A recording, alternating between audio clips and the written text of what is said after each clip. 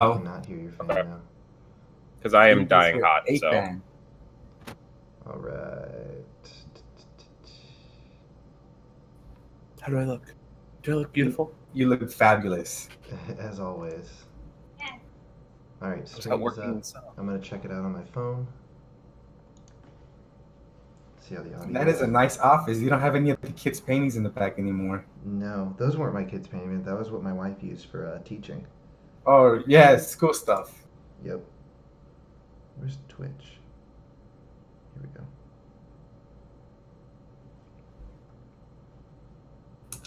Checking that audio.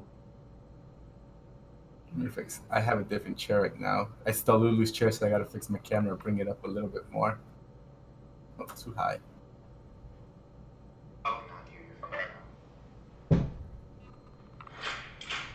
I love having to watch an ad on my own channel.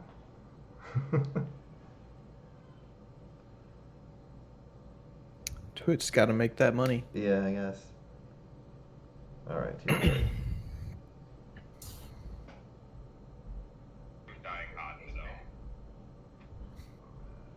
Here we go. There we go. I gotta prepare my Testing, 1, 2, 3. my throat Racing? for the voice that I'm gonna make. Jesus. Testing, 1, 2, 3.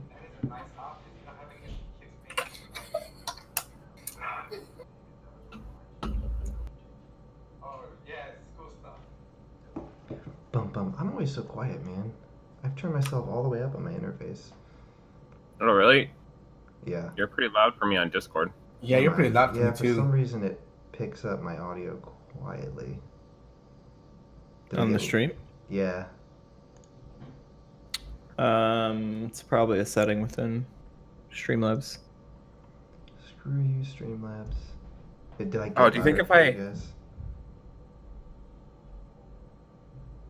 What? Subscribe now to watch and support this. What is it? This video is only available to subscribers? No, it's not. Did you put it in Oh. sub-only mode? Yeah, No. Where would that be? Is that in Twitch? yeah. I don't even know. I haven't streamed in so long. You know what? Screw you guys. No, let me look that. I don't want to do that. I'm not subscribed, and I'm able to view it. Okay. Yeah, mine gets all jacked up when I try and watch it on my phone. Maybe because you're trying to watch it on your phone. I think so. Well, I'm just trying to make sure the audio sounds decent. Question: our stuff is still on iTunes, right? Yes, I have not pushed out the past 2 episodes yet. I haven't had a chance to do that. Okay, yeah, because someone was asking me about that. Yep, I think it ends at episode 5 right now. All right, yeah, someone just asked me about that on another server that I promote our stuff at. Yep, that's my bad. We can actually talk about that after this. Yeah, then we'll wait till we're done with the whole session. Yep.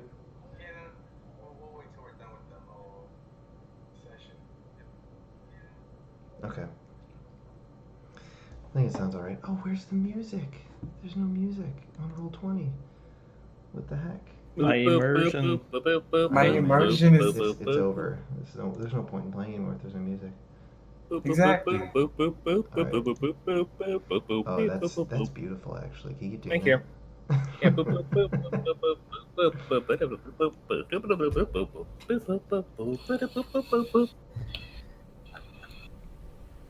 There we go. I turned it on. I rolled a 7 for my performance. How was that? It was top notch. Eh. Of course, Steel Scars thinks anything that Levi does which requires performing or intelligence is amazing. Is of the utmost quality. Exactly. I wouldn't know the difference between bad and good.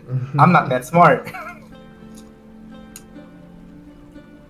But you know the difference between good and evil. Ooh, That I yes, do. he does. I remember threatening somebody about crossing that line.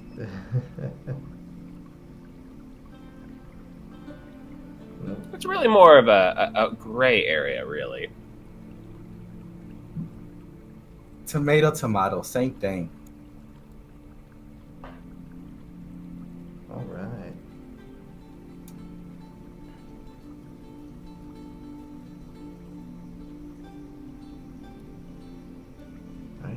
started. Oh, let me just check the stream real quick. Okay, Streamlabs going. Hopefully it doesn't freeze like last time. That was weird. Yeah, it was weird. Alright, well, welcome back to Adventure with Advantage, Episode 8. Previously... Let me go over what happened previously. I have a recap. I have to write them out because I forget. The party was given an assignment to investigate a murder that had taken place in the Sun's Rise district. As their investigation continued, they seemed to keep coming up empty-handed. Then a second murder took place, this one being very similar to the first. As they questioned the spirit of the second victim with the assistance of Captain Doring, they got their only lead, the weapon that was used in the murder, a steel dagger with a gold handle and an engraving on the side. After asking around town, they found that the dwarves over at Armed Arms had done a commission for the daggers that were very similar for the Oldman Theater about a year ago.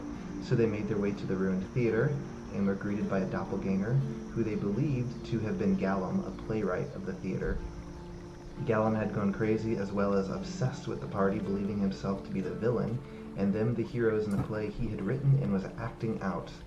After a fight with multiple scene changes, Levy was able to get the killing blow as Galim got exactly what he wanted, a death that would not be forgotten. The party collected Galim's body and began making their way to speak with Grogard and Captain Doring.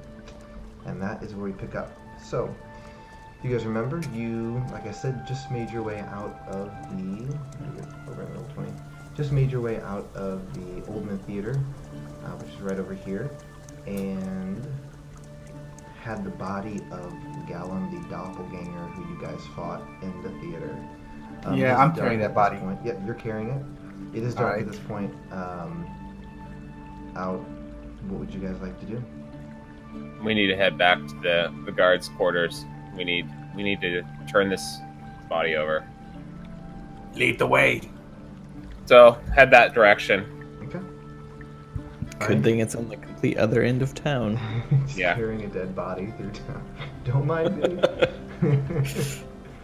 Alright, so you Careful, guys he's make not a your way. hero. I got this. Alright, so you guys make your way around the Grey Docks, through Sun's Rise, kind of hit with this feeling of, not nostalgia, but, you know, I think it's only been at this point 2 days, maybe 3 days, since you were in Sun's Rise investigating the murder originally. That's where you guys had first encountered Kiara and were asking her questions about it.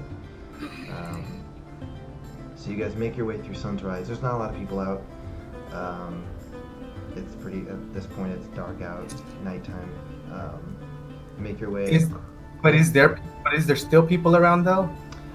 There are occasionally. You do... Are we getting any kind of weird looks because we're carrying a dead body? Are getting some strange looks, but as the people kind of get a better look, they can kind of see that it's not really a person that you're carrying. It's some weird... Any guards along the way during our walk? As you kind of get to the end of Sun's Rise, you do eventually come up to some guards who are kind of on patrol. And as you get closer to one of them, they kind of raise up their hands and kind of put their arms on their hands on their swords, and they're like, "Halt! What are you doing? What is that you're carrying?" This attacked us when we were in the theater district, and we defeated it, and we're taking it to the guardhouse. Would you escort us? Go ahead and make a persuasion check. But it's the truth though. Well, I mean, you are carrying a body. 13. 13. Okay. The guards kind of look at each other hesitantly, but he's like, "All right, follow us. We will lead you to the guardhouse." Thank you. And they kind of like give each other a glance as one of them leads in front and the other one follows behind. As you guys make your way out of Sun's Rise, across Thorn's Passage, and into the Merchant Quarter. And you said you're making your way to the guardhouse? Yeah, I figure that's probably the best place to go to get rid of a body that, I mean, we just killed someone, so like, I don't want this to get blamed on us of like, hey, we're murderers and stuff. It's not. I don't want to get pinned for that. Yeah, no, I got it. All right, so you guys make your way over to the guardhouse. As you approach, there's some lights outside, or torches lit, and you can see there's some lights on inside. And the guards kind of leads you guys in. And as you get closer, he's like, "And who were you bringing this body to?" Ideally, Captain Doring. And as you say this, the woman who you'd spoken to before, who's kind of the secretary, for lack of a better word, she's like, "Oh yes, he actually just arrived a few minutes ago. He's in his office right now. I know you guys were here asking about it earlier." Yeah, it would be great if we could talk to him. He'll definitely be interested in what we have. Does she see the body on me? She does, and kind of looks around Levy's body and kind of like gives a quick like shiver and, oh gosh, caught off guard. But they. What, with my devilishly good looks? Just behind you is like, yeah. You don't know that she's looking at the body. You think she's looking at you and gives you a odd look. Oh, I'm offended. There you go. All right, so she leads you guys. You've gone to Captain Doring's office before. It's just a room in the guardhouse, and the door is kind of cracked open, and she knocks, and kind of pushes the door open, and she's like, "Captain Doring, there are some people here to see you." And as the door is kind of pushed open, you can see him sitting at his desk. He seems to have some bottle of liquor or something out on his desk, and he seems to be kind of just sitting there drinking, and was kind of lost in thought as the doors opened. And as he sees you guys, he kind of sets it down and is like, "Oh, yes, come in, please." And he kind of ushers you guys in. And at that point, you guys step in, and the guards and the secretary leave. And it's just you guys and Captain Doring. And he goes, "Well, I would love to hear the story behind this." Yeah. So, a short story is, we tracked down where the dagger was created, found that it was sent off and given to a bunch of people that had run a successful run of one of the plays a year ago or so. And so we decided to go check out the old theater and see if there was anything we could find. And when we got into the theater, we sprung a trap and got attacked by our friend here. He's like, "Interesting. And what exactly is your friend?" Well, believes he is the murderer of Late, and we disposed of him. He left this journal behind, and I flipped him the journal, which I've already looked over. Yeah. And tell him, I just want to be like, hey, it was the playwright for the old play, and it looks like losing the theater for him drove him mad and wanted to do something crazily different and make a new grand scene in a new play, but this time have him cast himself as the villain. And he drove himself to these delusions that we were the heroes, and so he lured us into there and attacked us. I mean, we're kind of beat up a bit. And he's like, kind of Still looks you bleeding. all over, and I'm still bleeding. So like leaking out of his body. It's falling onto the floor. He kind of looks you guys over, and he goes, "I can see that." And as you were talking, Levy, he was kind of thumbing through the book, the journal you had tossed him. He's looking, and he's like, "Well, that is certainly an odd story, and not something I was expecting. What proof do you have that he was the one committing these murders?" Well, we have his journal where he talks about what he's doing. So, I mean, there's some proof right there. That is good. I hadn't gotten to that part yet. Well, that is good to know. And you said he was the playwright for the theater. Yes. Interesting. His name was, oh god, I wrote it down. Galim. Galim. Yeah. Interesting. And he at this point he kind of gets up and walks towards Steel Scar, kind of examining the body. He kind of like grabs the head since there's no hair and kind of looks in the face, and he just If you peel back the eyes and open them up, you'll be able to see it's exactly the same as what the two dead that you had interrogated described. he kind of nods, and as the head's lifted up, kind of pulls back the eyelids and sees that it's like the white, eyes that you guys had seen and that was described to you. And he goes, well, everything seems to line up. He just kind of takes a deep breath and exhales, and it's like, you're welcome to set that body down, Steel Scar. No reason to continue to hold it. I like place it on. I don't slam it. I like gently place it on the floor. Okay. Not trying to make a mess in here. And he kind of walks over to the door and calls some guards over and requests them to, dispose of the body. He's like, did you guys have anything? We're disposing of the body. Not sure you guys needed it for, I don't know, your job or anything like that? No. Please, what we report on is the news and the story, we don't need a corpse for that.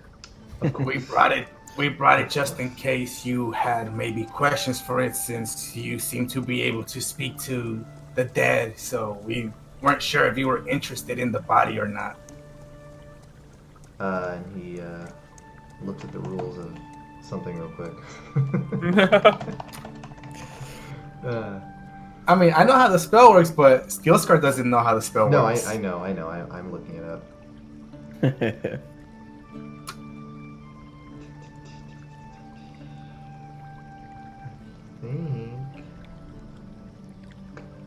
Yeah. He kind of looks over the body and he goes, unfortunately, I don't believe that spell will work on this body. So I do appreciate you bringing it to me. We also didn't want to, be in any kind of trouble for getting in this fight and having, something dead show up. When it's not really our MO, actually. I prefer to keep things alive. He kind of chuckles and he's like, I understand. Well, would you guys like to have a seat? Well, I look over to Steel Scar and Elamir and just be like, you're welcome to stay, but unfortunately I still have a report to make about this. Because the news does not rest. I look at Captain Doring like, I would love to join you, but I am done for the day. I am exhausted. I need to rest. I am severely injured. So I'm going to have to pass. I'm sorry, but thank you for the invitation. I don't like to be alone in social situations, so... He kind of nods, like, I understand. Another time, then. Agreed, Yep, yes, we'll take you off. Hold on. Carthus, what was the guard's name that got killed that we knew? Kiara? Kiara. As I walk away, I'm like, just know that this one was for Kiara. We met her recently, but we somehow got along great with her. He's like, she was the friend of many here in the guardhouse. It is very sad to see her go. It is appreciated. At this point, the guards have dragged away the body, so the body's not there anymore. And he's like, well, have a good night then. Thank you very much for can I get would it be possible town. to get the journal back, Captain Doring? Oh, of course. Just for... He slides it back over to you. He's like, Thanks. you have saved this town a great deal of fear and death, and I greatly appreciate your assistance and your willingness to do the right thing. And, Thank you. kind of as you guys start to leave, he's like, oh, and one more thing, Levy. When you write your report, if I could make a request, What is it?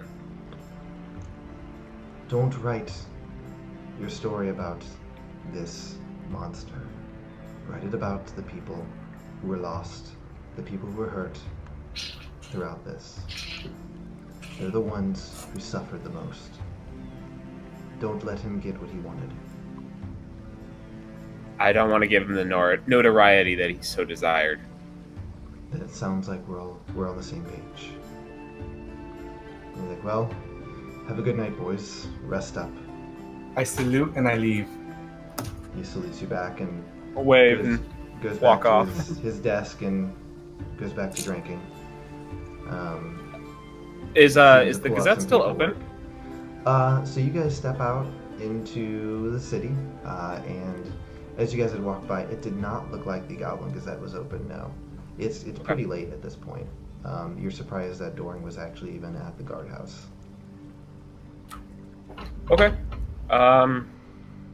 Should we go head in for the night? I'd like to make some notes. I don't think I'm going to write the full report today. I think I'll probably write some notes and then write it in the morning. Yeah, probably best. I'm ready for bed. I'm done. All right, so you guys are heading back to the Balding Bard to rest. Yep. Yeah, please. So you guys move down the street, feeling a kind of a weight lifted off your shoulders. Right, you guys were investigating this murder, and it kind of, felt like things were eluding you, and you were worried you might not be able to figure it out. But that sense of accomplishment and just relief that no one's going to die tonight brings some comfort as you guys make your way into the Balding Bard. It's pretty late at this point. Balding Bard's not as busy as usual, but it's still a lively atmosphere. You can see people sitting around tables, drinking, eating, merry, kind of, ignorant to the horrors you've faced recently. And as you guys actually start making your way towards your rooms, you see a familiar face sitting at the bar. You see Grogard sitting there talking with Harry, the owner of the Balding Bard. And as you guys make your way in, he sees you guys and waves to you, and he's like, Levy, Elamir, Steelscar, good to see you, boys. So he kind of looks you guys over. He's like, looking a bit rough. I assume you guys found what you were looking for at the theater? We found what we were looking for, or what was looking for us. And he's like, I would love to hear it.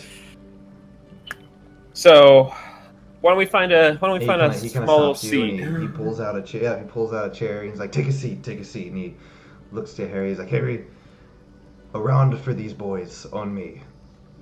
And Harry's Something strong, nods. Harry. It's been a long one. Of course. I'll get you something strong. So Harry kind of turns around, gets you guys each something to drink, slides it across the bar to you guys, and Grogard and Harry at this point are kind of waiting to hear what you guys have to say. So, Grogard, it was Galim the whole time. The playwright. Playwright, yeah. Interesting.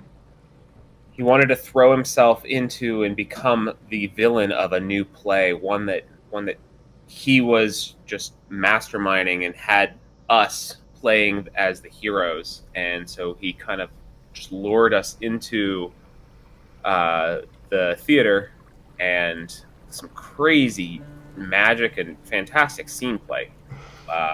Switching scenes all around, just crazy stuff going on.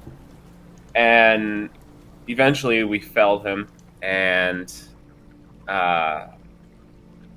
his last desire was for him to be remembered, for this to get out, for his legacy to continue and be out there. And I'm a bit concerned about what I'm going to be writing for this article. I don't really want to give him the notoriety he so desired for this, because it just can't be out there to like make sure that someone might be inspired by his work to do the same thing. It's terrible, terrible things that have been happening around this city. We just need to make it better. So, And what do you propose then? we talk about the people that this happened to. We talk about Kiara, the soldier who lost her life. We talk about Sebastian, the beggar who was killed. And we talk about the good people of this city who stood together and fought against it. Thinks for a moment, kind of rubs his hand on his chin. It's like, I like it. I guess we'll have to see what you can do, huh? Let's see what I can do. He kind of like smacks tables. I like that attitude. Drink up, boys. Come on. And he kind of holds up his mug to you guys. And he says, a toast to a job well done. Toast. Kink. Yep. Kink and takes a big drink. And joins in with you guys. Go ahead. What? Grogard. Just want to pass him the journal and be like, you might find this interesting. He's like, And since I love some. this is just his journal. We found it while we were investigating the theater. I will take a look.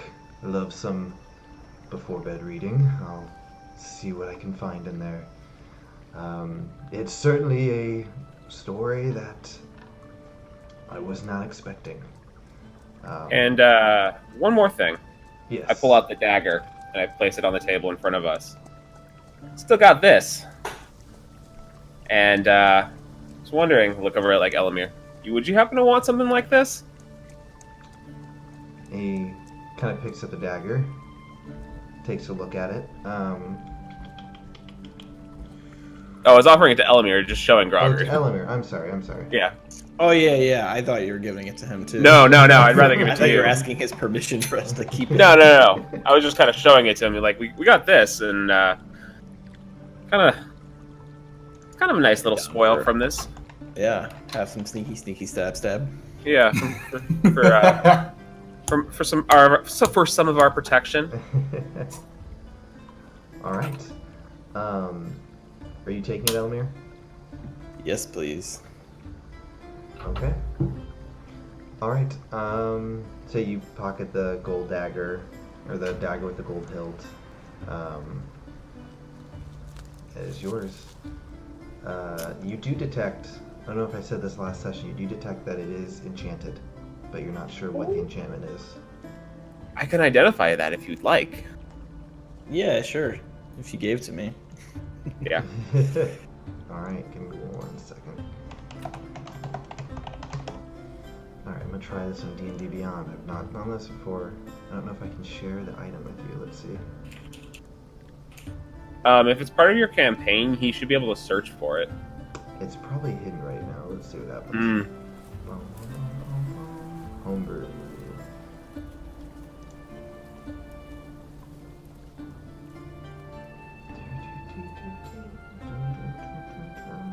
View my homebrew creations. Alright, so it says it's private. Share with community. No, I don't want to share with the community. I think it's a dagger. You get a dagger. I get a Guys, look at dagger. my dagger. Do I get a dagger too? Are you I'll part of find the a way to share it with you? But so you're gonna go ahead and use identify on it. Yeah, sure. Okay. It just ritual version. I'm gonna be annoying. What's the?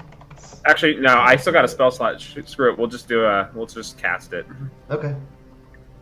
Oh yeah, you can do it as a ritual. Okay. Do you have a pearl worth at least 100 gold pieces? Yeah, I bought one. You I did? went and Okay. bought one. You did. Okay. Yeah, remember? All right. So Got you focus on the spell. As you recite your incantation. Are you doing it as a ritual or just the spell? Now I'm gonna spell it. Okay. I had a spell slot left. Yep. So you recite the incantation for the identify spell. As you kind of peer into this weapon to kind of understand its properties, and as you do that, you just feel kind of this information flood into your head. Its name is Encore. And I can send you. Do you want me to just tell everyone, or you want me to send you the details? Yeah, just tell everyone because I'm going to Okay, share it anyways. That's fine. So the weapon has a few properties. Number one is returning, which is what you guys saw. So when you throw the weapon, it returns to your hand as a free action. Doesn't cost you guys anything. It is also magical and gets a +1 bonus to attack and damage rolls. It has an ability called Encore. When you're reduced to 0 hit points, you can instead be reduced to 1 hit point and take 1 action. Once you use this ability, you cannot use it again until you've taken a long rest. Ooh. And the last ability, Adlib. When you make a performance, persuasion, or deception check, you can choose to roll with advantage. You can use this ability twice between long rests. Dang, that's pretty good. Nice. I was able That's to find it broken. too, so I just added it to my inventory. Oh, you found it? Yeah, Oh, that's it was cool. in there. It was in Awesome. D&D Beyond. Cool beans. Didn't realize that would work. Yep. So yes, that is it. Nice. I Nap like time. Nap time. Long nap. Yeah, so Long rest nap. time. all right, and Grogard's like, kind of finishes up his mug, and he's like, well, boys, you seem like you've earned a good night's rest. Harry, if they need anything, be sure to take care of them. These boys have put in a lot of work and looking a little hurt. And Harry's like, oh, of course, I will make sure they're taken care of. And they kind of go back to talking as you guys make your way to your rooms. Very nice. All right. So before I go to bed, I just want to write notes down, kind of like of the night. Yeah. Not gonna write like the whole article, just like some rough outlines, just so everything's fresh when I read the notes tomorrow morning. That's fine. Okay. And you're gonna you want to write the report tomorrow. Yeah, I'm gonna write it tomorrow morning because Okay. it's too late now and I'm exhausted. Same here. All right. So you guys go ahead, make your way to bed, able to rest up. The sense of peace, comfort, not this looming dread over your heads as you guys rest for the night. Wake up in the morning, feeling rested and ready to go. What would you guys each like to do? Make your way downstairs? I'll just make my way downstairs and grab some food. All right, so you just grab some food, sitting at a table. Elamir and Levy, what would you like to do? I'm gonna write my report this morning, so Okay. I'm gonna write the first draft right now and wake up and it's like just want to wake up and get it onto the paper and then I go back and edit it. All right, go ahead and make a performance check. Okay. No whammies. Oh shit, yeah. This is you said performance, right? Performance, yes. 26. 26. Nice. Okay. Yeah. All right, so yeah, you sit down, as you just start writing, it just kind of pours out of you. There's not a lot of thought that really needs to go into it. It's so fresh, and just the whole scenario and everything that's happened just comes flooding back to you as you write down. Are you writing this downstairs or in your room? In my room. Okay. And you write it, and your hand just at the end, you're just cramped, just sitting there and have to, rub it. But you feel what you have before you is quite a good report, better than the last one that you wrote. You feel. Looking at this one, you realize that other one was kind of trash. Hey, the second one was okay. It wasn't great. It was okay. The first one, You've only written 2, right? Yeah, we've done 2. This is the second one. So this This is second the third. one. I Third. think this is the Because second we did one. the report for the in between when we series. found out the murder. Yeah, because there Oh, was you're right. murder, You're murder. right. You're right. I totally forgot about that one. Okay. Yes. So you write up your third report. Yeah, this one seems to be the best that you've done so far. And yeah. So would you want to head downstairs when you're done? Stay in Yeah, your room? I'll take it downstairs and show it to the guys. Because, Okay. they are my muses. There you go. And Elamir, what are you doing? Are you downstairs as well, joining Steel Sky? Yep, some breakfast. Okay. All right. So you guys are just sitting there eating breakfast. See Levy come walking downstairs, spot you guys, and head over to your table. Yep. Levy, have you finished the report? I did. You guys want to read? Of course. Pass him the copy. I start reading it. All right. What do I think of it? Go ahead and make an intelligence check. Just to see First what one you of the think.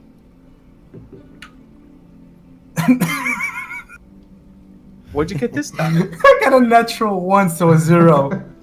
God, again? So you read through it, and obviously you can read it. You don't. There's no illiterate problems here. No, I'm not illiterate. I can read. No, yeah, you read through it. Yeah, that's what I'm saying. Like, you read through it, but you're just kind of distracted. And it's one of those things. Like, it's like when you're reading a book and you read a whole page and you get to the end, and you're like, I actually have no idea what I just read. So you read through it again, and still not quite making sense, and you eventually just say, oh yeah, looks good, and you hand it back. It's all right. It's I don't know, man. I think your last work. Oh snap! I think your last work was better than this one. All right. I keep striving to be the best, so I just got to keep going. That sophomore slump. Yeah. And then Elamir, Elamir can read it too if he wants to. I'm good. I was Cool. there. I'm gonna turn this into Grogard. Probably copy it. Since we're here, I can just hand it over to him. But So I'll grab some breakfast and then probably go over to the Gazette. Okay. All right. So are you guys following him, or just Levy going by himself? yeah, I mean we got to figure out what's next. Yeah, I'll follow Sure. along to see what our next assignment might be. Okay. So you guys head over next door to the Goblin Gazette. As you guys are walking in, you actually see Amber and Oscar walking up to the Gazette as well. You guys kind of see each other across the, down the street as you guys are walking toward the Gazette. And as you get closer, Amber, they waved you guys. Hey! And, Amber's like, oh, how are you boys doing? Did you find what you were looking for last night? Boy, we did. Fortunately and unfortunately. It hurt.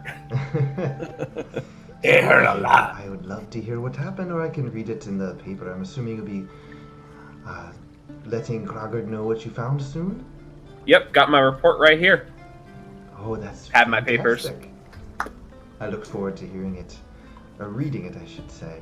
And Levy, I wanted to let you know, I did some research on the question you had asked me about finding a way for you and your companions to communicate with each other in an easier fashion. And I think I might have something, not on me, but some information that might be helpful to you. Oh, I'd love to hear. And so you guys kind of start making your way into the Goblin Gazette. The floors are still empty. No one's, people are slowly making their way in. No printing presses are running. And she says, well, it seems that there is a man in Sailport who has been in the business recently of enchanting pieces that people use to communicate with each other. It's not a magic that I'm very familiar with, so I can't help you, but he may be able to help you find what you're looking for. Do you happen to know his name? No, I don't know his name, but I'm sure if you ask around Sailport, that's not something that many people are doing. So I'm sure you'll be able to find him. So also, I don't think I've ever been to Sailport. DM, have I been to Sailport? I would say... Do I know where it is? Probably not. Go ahead and roll let's say history check to see if you've heard of it or know anything about it. History Here, I can 7. cut over- Here, I can cut over to the map. You don't know anything about Sailport. You've only heard about Sailport. And if you're looking at Roll20, yep, it is right here. Oh god. Hold on, I'm too far zoomed in. Oh, okay, it's over there. Yep, it's over there. So yeah, you don't really know much about it other than it's on the eastern coast of Athene. Okay. Awesome then. Um, I will head there hopefully eventually. As I don't know if I can ask this, but as a man who's been traveling the land, like doing what I have to do, would I maybe have heard of it? You all can roll to see. You're hearing this conversation, so Elamir, you can roll as well if you want to see if you know anything about Sailport. What was the roll? Sure. History? History, yes.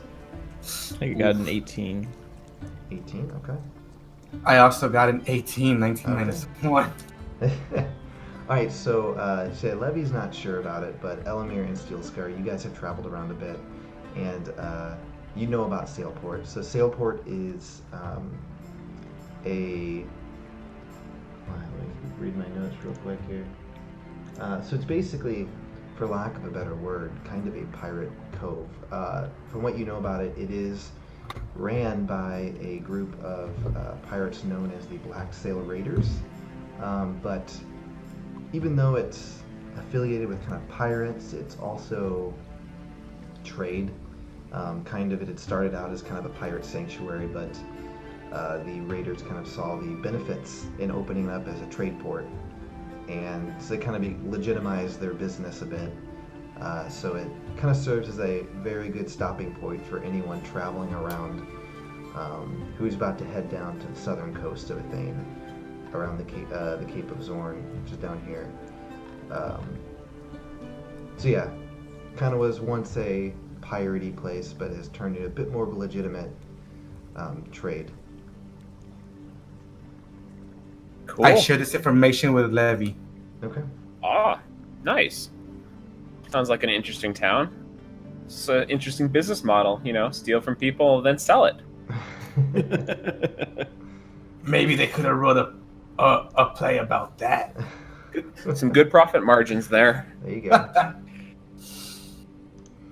All right. And she kind of like leans forward and she's like, "And Levy, I'll be honest with you. I'm a little curious about this magic. So if you happen to make your way over there, if you'd be willing to let me just take a look at those items, I'd be very interested in that."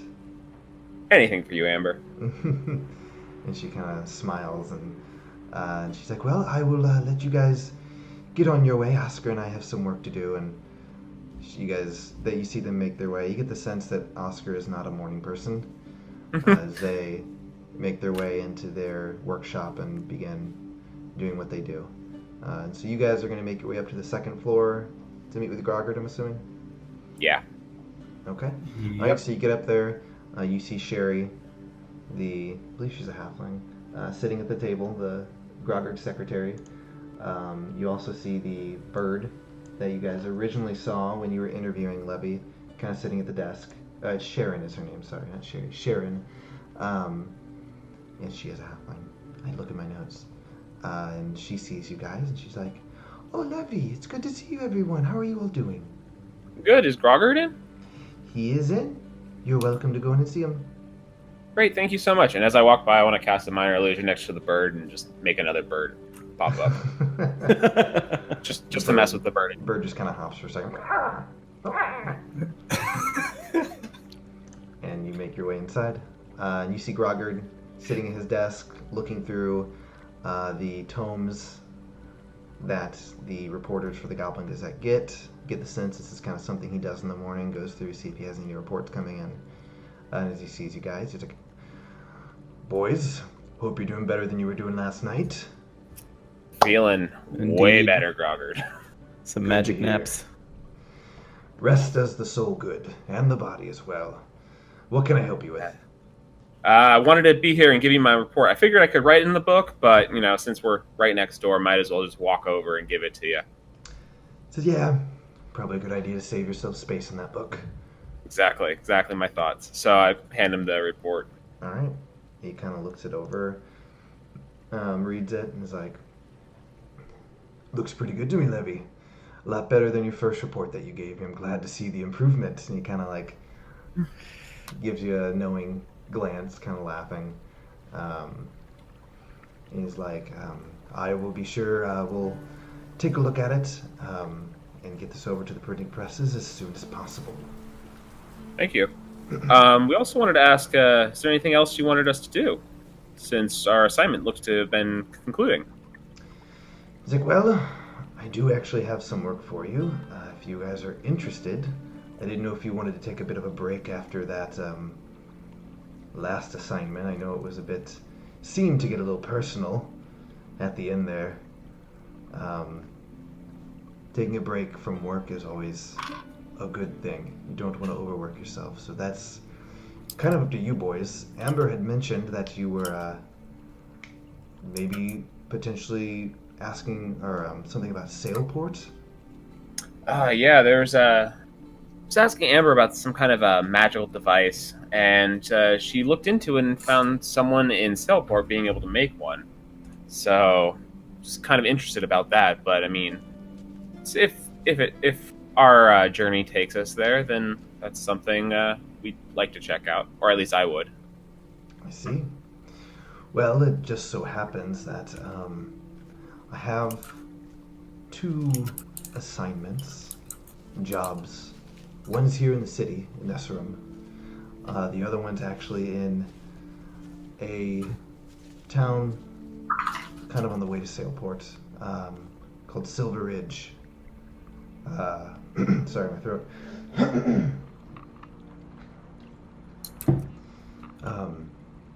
So it's kind of up to you boys what you'd like to do. But I wanted to offer that because you guys have been busy lately. And like I said, taking a break is always a good thing. I didn't know if you had any personal things you wanted to follow up before taking on any more work. Well, I don't personally have any, but I want to throw the question out to you two, and see what you guys think. I'd be excited to get out of the city. Yeah. I Staying in think- one place for too long is always a bit boring. Yeah, I agree. Maybe going out there on another assignment would be good for the mind. Get away from the city for a bit and get on the road. You know, get those travel legs going, all that kind of stuff. DM, Yes. question. The high priestess said that what I like the info that I asked would take some time, right? Yeah. Oh, sorry. God, Okay. my voice is like crap. Yes. It's been Yeah. a day since you spoke. Exactly. Yeah. So that. All right. Yeah. No. Yeah. I would say a journey would be good for us. And okay, so I guess it looks like we're all in agreement then. So probably we're looking at more of heading towards Silver Ridge, if that's where our next assignment would take us. All right. And he takes the one book, which you assuming was the job here in Eserim, throws it in the drawer at his desk, and kind of slides the other one over to you guys. And you kind of you open it up and take a look, and as you're looking over, he kind of explains to you, he's like, it seems that there is a, sorry, let me take a step back. Silver Ridge. Not sure how much you boys know about it. If any of you guys want to roll, you can roll a history check. What was it? Silver Ridge. Silver. Got a 13. Didn't do so hot on that one. What'd you get? Oh, hold on. Let me 3. roll. Okay, yeah.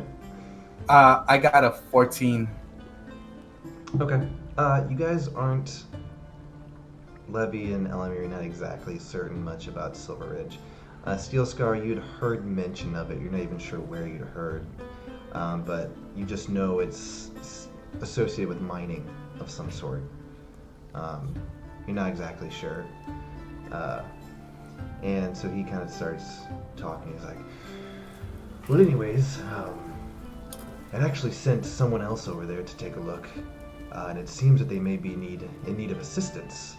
But anyways, I had sent them over there because the miners over at Silver Ridge, it is a mining city, but because it lies in the path, and I can show you a map real quick, it lies in the, oh, it's not listed. I need to update this map. So this mountain thing here's ridge is called the Rivenspire Peaks, and so within the Rivenspire Peaks is Silver Ridge, and Grogard explains that to you, and so he says, so basically it was once a mining town, but because of its location in the Rivenspire Mountains between Eserim and Redbrook and Blackshore and Sailport, it's kind of grown into a bit more than a mining city. It's still mainly a mining town, but there's been a few things that have kind of sprung up around it, people living there, sort of thing. But basically, there's a main mine there, and it's known for silver. But it seems that the miners there have begun to go missing. And so I had sent one of our reporters over there to take a look. But he seems to be running into some trouble with the guards and getting information and stuff like that. So, figured if you boys were up for it, maybe you could make your way over that direction, help him out, and see how he's doing. Absolutely. Who's the reporter that you sent over? We might be able to meet up with them. And he's like, you know what? His name escapes me right now. He was pretty new to the organization, actually, but I will let you know when I can track down that information. Sounds good. Assuming you can just write it in the book or something like that, and I Yes, can I pop will. it open. Yep, I will send that information. So be sure to check it periodically when you have a chance. I'll be sure to check it every day. Sounds good. So you're gonna want to probably find transportation to Silver Ridge. 1 second, let's see what I wrote down here. Consult my Like a notes. donkey? Like a donkey. He's like, whatever kind of transportation you may be willing to take. And he's like, oh, I completely forgot. Your payment for your last job. And I forgot to. I just do it for the. I didn't justice. forget. I wasn't just gonna ask that yet, Out of though. the goodness of your heart. And you see him get up, make his way over to kind of a safe in his office.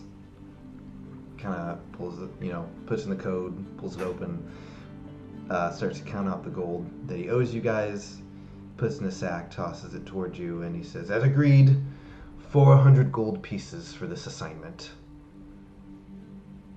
Each, or we split that? Split between you all. Okay. Fine by me. He says, well, anyways, though, back to what I was saying. You'll want to find transportation unless you're up for walking on foot to Silver Ridge. By horse, it typically can take about a day and a half to get there. But it's a rough trip. You'll be making your way through the mountains. If you're going to walk, that's going to take a little longer. Probably about 2 or 3 days to get there.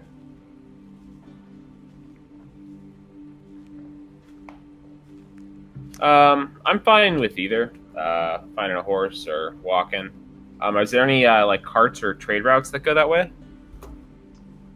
Oh yeah, it's kind of like there's a path. Yeah, like is there a path that like traders go that direction or Yeah. something, anything like that? So basically, there's a path that leads out from Eserim toward Silver Ridge, and that's and Silver Ridge kind of lays on that path. That's why it's kind of grown into just more than a mining town, because of its location in the mountains. Well, guys, if we can find a merchant maybe taking a shipment over there, maybe we can hitch a ride with them and offer protection for the ride. Yeah, that'd be fine for me. Save a couple gold on not having to rent out or buy horses or donkeys. Adventure with financial security. Now we need to change the name of the podcast, guys. Oh no. Adventures with financial security. uh, To make a logo for that one. there you go. Get on it, Zero. Yeah. Levy, I should say. All right, so you guys you're gonna take the Silver Ridge job. So Grogard's like, all right, well, so the pay for that one will be 600 gold pieces. If you guys are up for it, which sounds like you are. And Levy, I will be sure to send you the name and description of the reporter out there as soon as I can. Great, thanks. Is there anyone else that you might be able to put us in touch with at this location, or anyone that we should seek out specifically? In Silver Ridge? Yeah. He's like, I don't make my way out to Silver Ridge. What I had gathered was that the city is run by a dwarf named Graston Silverblood, and it's actually a dwarven settlement run by the Silverblood clan. I don't know much beyond that. I just know the Silverbloods are known for their affinity for money and wealth. Just keep your heads down there. I don't know if you've been in dwarven settlements before, but they follow strict adherence to the rules and the laws. So just keep your heads down and follow the rules while you're there. That has not been our MO lately. Sounds Please. fair enough. Sounds good. We follow the rules. We killed a We're good. guy. We're good No. that we self-defense. No, we defended ourselves from a guy trying to kill us. There's a difference. We Okay. defended ourselves to his death. To the detriment of him. All right, I'll do all right. I think maybe. All right. So you guys are taking the Silver Ridge job. All right. Mm-hmm. Okay. And so Grogard's like, all right, well, if you boys need anything, let me know. Otherwise, make your way over there. I will let our reporter know as soon as possible. Thank you, Grogard. Sounds good. Thank you, sir. All right. So You we guys head make out. your way out of his room or his office. Guys, Yeah. 133 gold and 33 silver. I already did the math. I was just gonna say someone can just take 134, and either of you could be it. I don't care. I'm just gonna take 133. Done. I'll also take 133. Done. I added the extra gold to me then. It's okay. You did the most damage anyway, so it should be yours. And you get stabbed the most. You did Alright, get stabbed. I will get rid of the 33 silver. There you go. It should be like 33 silver and 33 copper. There you go. Yeah, because it's just 3, 3, 3, 3, Really 3, down 3, the 3, 3. weeds there on the gold. So as you guys are walking out, Grogard actually follows you out. He's like, "Oh, I meant to mention to you boys. You don't always need an assignment for me for a job. Keep your ears out and eyes sharp. If you hear something that you think will be interesting, let me know, and you guys can follow up on that lead. You don't need my permission for everything. I want to give you Sounds guys good. some freedom. So while you're out there, if you come across a story or something you think that people would be interested in, follow up on it and just write back to me and let me know what you find. Remember, our whole goal here is to make sure that people in Eserim and even around Athane know what's going on in the world around them. Sounds good. Yes, absolutely. All right. Stay safe, boys. Those mountains aren't the safest place, so watch your step." Thank you, Grogard. He makes his way back into his office. All right. What would you guys like to do? Find a road trip. Road trip. Road trip. Road trip. Road trip. I head out to the where you said all the little markets were at. The merchant quarter? Here, let me switch Yeah, back the to the merchant quarter. Let me switch back to the Eserim map. Okay. What do you guys Yeah, do? I want to see if there's any like caravans heading out, and try. I want to look for anybody that's heading towards Silver Ridge on a like cargo delivery, by any Okay. chance. Okay. Go ahead and roll an investigation check. Investigation. I suck at those. 3. 3. All right, so you kind of keep your ear to the ground, walk around. You guys just see Ella Steel Scar kind of like listening in on people's conversations as they kind of look out of the corner of their eye at them. A little confused. You don't get any. You don't pick up anything. Guys, I don't think anybody's heading out right now. All right. Well, got an idea. Hey, Steel Scar, can you just yell out as loud as you can? Hey, anyone headed towards Silver Ridge? And then we'll see if anyone looks our way and is interested, and then maybe we can hitch a ride with them. All right, I do that. Oh wait, you want me? So I go into like kind of the middle of the merchant quarter, and I'm like, "Hey, anybody heading to Silver Ridge on a cargo delivery and it's looking for protection? You protect us. You give us a ride. We protect you." All right. All right. I just do it out loud, like, as loud as I can at the top So of you my guys lungs. watch, Steel Scourge just shouting in the middle of the merchant district or merchant quarter. This, no one seems to answer you, and you kind of look a little depressed as you kind of make your way back to the group with your head. Levy, nobody. I don't think anybody's taking any shipments. Sorry, bud. Man. I tried. Advertisement just doesn't work like it used to. All right. Well, if no one's headed that way, I guess our only options are either to find transportation ourselves or walk. I'm not opposed to walking. Walking could always be good for us. You know, give us a little bit of time to recover on the road for after what we just did here.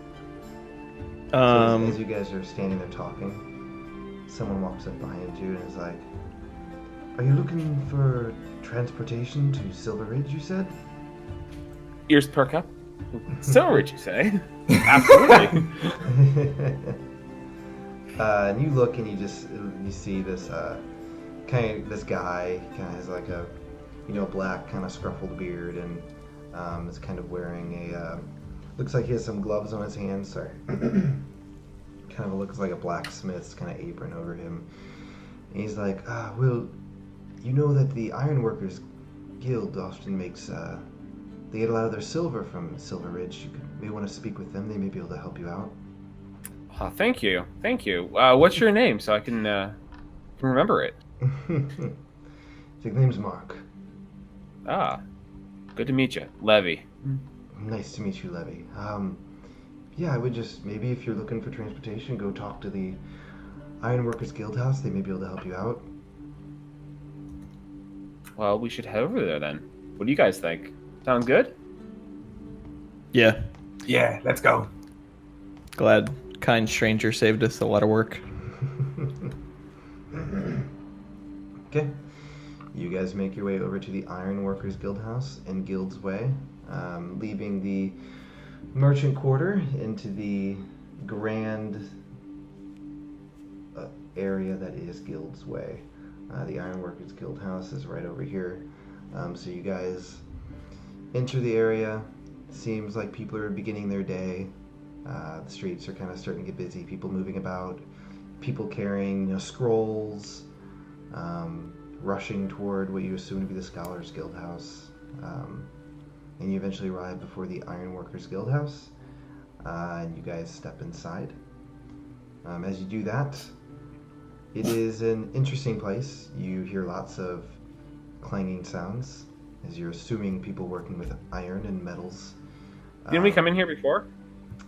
Did you come to the Ironworkers Guild House? We were asking about the knife. dagger. Yeah, we were asking about the dagger. One of us came in here. I don't know. It wasn't me. It wasn't me. It was Levy. It Levy was came me. in here. It was me. I came in here. Did you? Yeah. Come in there? Oh yeah. Yeah. I think I wrapped it up quickly. I Very. was trying to save time. Yes, you did. And so, yeah, basically, the Ironworkers Guild House is a bunch of ironworkers. At the time, you were looking for someone who works in weapons, and that wasn't their specialty. Their specialty is more, housing, things that are used for everyday living sort of thing, not necessarily weapons. So that's why they weren't of much help to you. So you guys make your way inside. You hear, like I said, clanging of people working. You just see people wearing, blacksmith aprons, gloves, lots of metals and objects laying about. People just seem busy with what they're doing. And you guys, eventually someone approaches you as they see you kind of standing in the doorway, looking a little confused. It's a dwarf, and he says, "You boys look a little lost. How may I help you?" Mountains. We want to go there. Well, there are plenty of mountains in a thing, lad. What mountains are you want to go to? We're looking to go to Silver Ridge. Silver Ridge. What do you want to do there? Indeed. We'd like to hang out there for a bit. Go ahead and roll a deception check. Is he really lying though? Well, No, but I'm trying to hide truth. Yeah, he's trying to hide something. Okay. Deception 19. Okay. Ooh. The dwarf seems to be like, well, wouldn't say Silver Ridge is a place that you really want to hang out at, but to each their own, I guess. Well, we have shipments out to Silver Ridge. We oftentimes hire hands to make sure that the goods arrive and the people stay safe. Is that the kind of work you're looking for? Indeed. Yes. It's all right. Well, let me. You want to speak to Farron here? Let me see if I can find him for you. Says, please take a seat. And he kind of motions to some chairs for you guys to sit as he kind of rushes off. You guys wait a few minutes before you see the dwarf coming back with another dwarf. So this dwarf has kind of like blonde braided beard. He's carrying like with him seems to have a few hammers, stuff on his belt. It looks like he may have been in the middle of work or something like that. And as he approaches, Farron bows before you boys and is like, "Greetings, my name is Farron.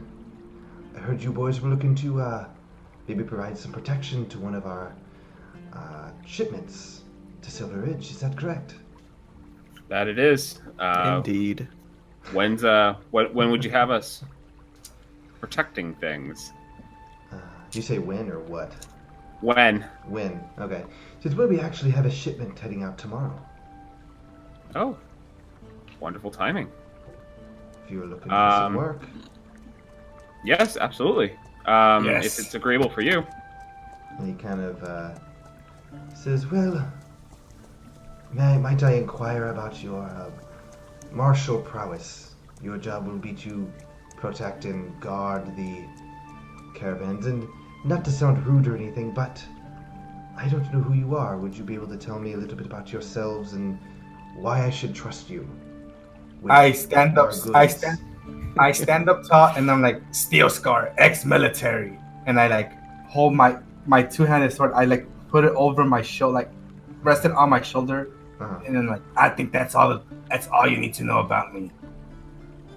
Can I just point to his multiple stab wounds? Bandages. He's like presenting me like a trophy. Yeah. All right, Steel Scar, make a performance check with advantage because of the Elamir helping you.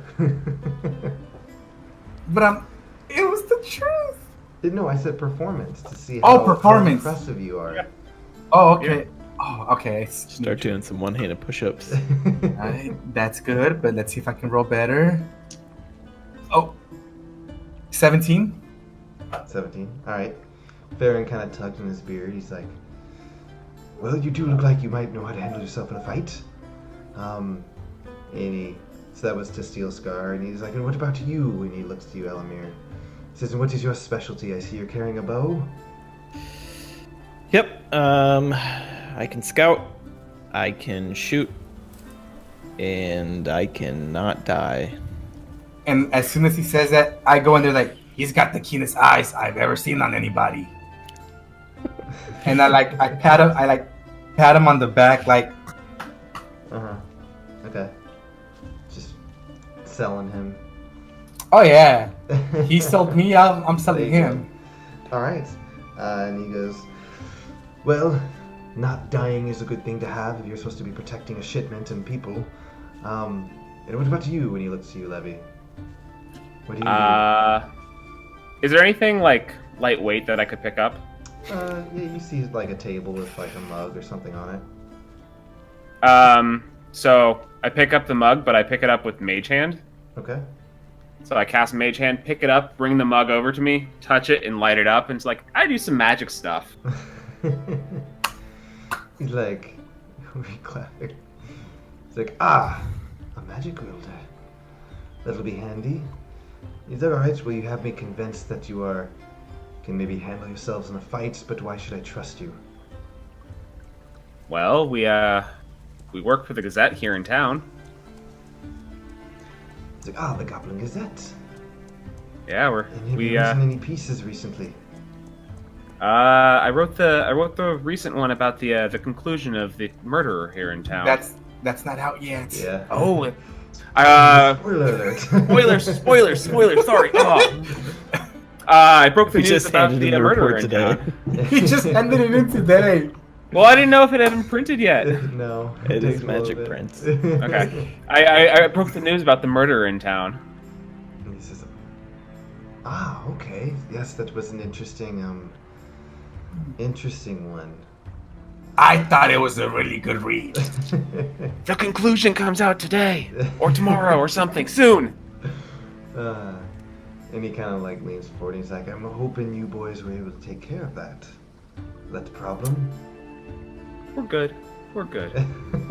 I look at it. Let's just say that problem has been solved. And he kind of nods like, good to hear. And were you also the boys who investigated the sewers beneath the mountain? Not my best work, but yes. We had something to do with that as well. He says, yes, it was certainly an interesting thing. Always something interesting going on in this city. There All right. really is, you know? And he says, well, it's a big city, lots of people getting into trouble. It's all right. You've convinced me that you are trustworthy, and you've convinced me that you can maybe handle yourselves in a fight.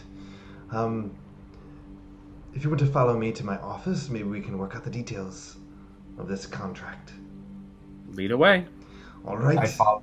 And you guys follow him. He leads you up some steps into kind of looks like maybe a few closed rooms. Leads you down a hall, eventually to a door that he opens up, makes his way inside, and kind of ushers you guys in.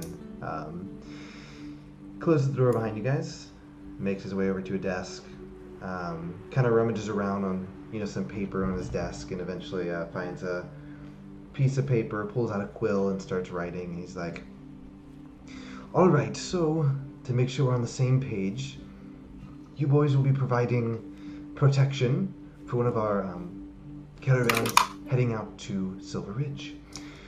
The caravan leaves tomorrow at sunrise. Were you boys doing that there and back, or just there? What are the details? Just there, I think. Just the moment. there. Okay. Yeah.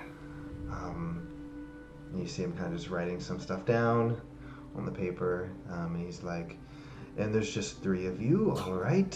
He continues writing, and he's like, all right, so your job will be to provide protection to the two caravan drivers who are making their way out to Silver Ridge. Any damage that they may sustain, or damages to the wagons or the horses pulling the wagons, will be deducted from your final pay. We're getting paid? Should you're providing protection? He says, well, you want to do it for free? And he kind of No, we're going. As soon as No, Lenny says totally. that, We I nudge expected him. to get paid the whole time. He says, do you boys work for free sometimes? I don't know. Only if they're threatening.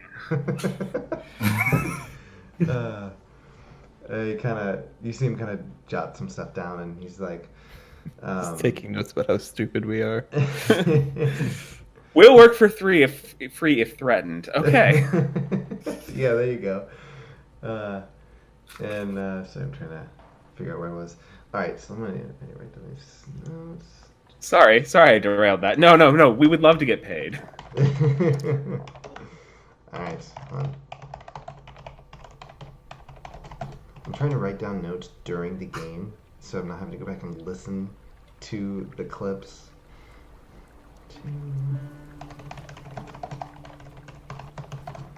All right, and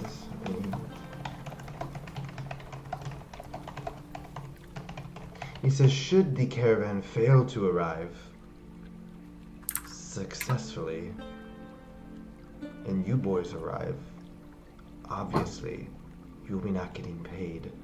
And that will certainly raise some questions and alarms. So I don't think I need to clarify that you need to make sure that they get there safely. Understood? Understood. Understood. Had a question though. Has anything recently been happening all along these journeys? Well, we've had a few encounters with some of the wildlife. God, I keep going to the Grogard voice. We've had a few encounters with some of the wildlife in the mountains.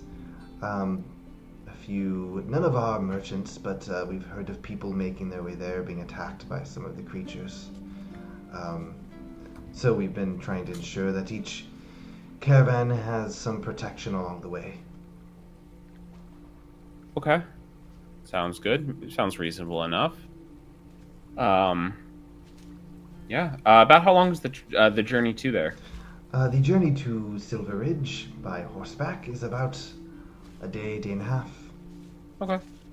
So we'll be getting there in like one go, or do they usually like camp somewhere for the night? That's they will be camping for the night at some point. They'll be leaving tomorrow morning, and you will probably be arriving the following day. So you'll be camping out. Sounds good. Sounds good to me. And so you see him kind of writing down some notes, and he's like, "All right, for the safe delivery of our caravans and the merchants and everything involved, wagons, the horses, we are looking at a total of 300 gold for your trip. Does that sound reasonable?" Each? Total. Figured I'd try. You're used to working for free, right? Yeah, that sounds agreeable. Fine by me. We're getting 300 total sounds good. This is all right. You will receive payment when you arrive in when you guys arrive in Silver Ridge successfully. The deductions of said payments will be handled by the caravan drivers when you arrive there. Any questions? What kind of wildlife has been attacking caravans or people? All sorts of creatures in the mountains. Wolves. Let me see my notes. Harpies have been a problem in the past. Run into a few of those, as well as some odd bird-like creatures. Seem to go by the name of peritons, but other than that, I don't know much about the creatures. All I know is they're large bird creatures or something of that sort. Okay, well, I'll thank fight you him. very much. And I don't really have any interest in what you guys are carrying. I don't think that's any business of mine. So, do you guys have any questions? Where do we meet you? Yeah, where should we meet tomorrow morning? That sounds good. Yes. So you will be meeting with the drivers at the north entrance of Eserim. They will be meeting up here.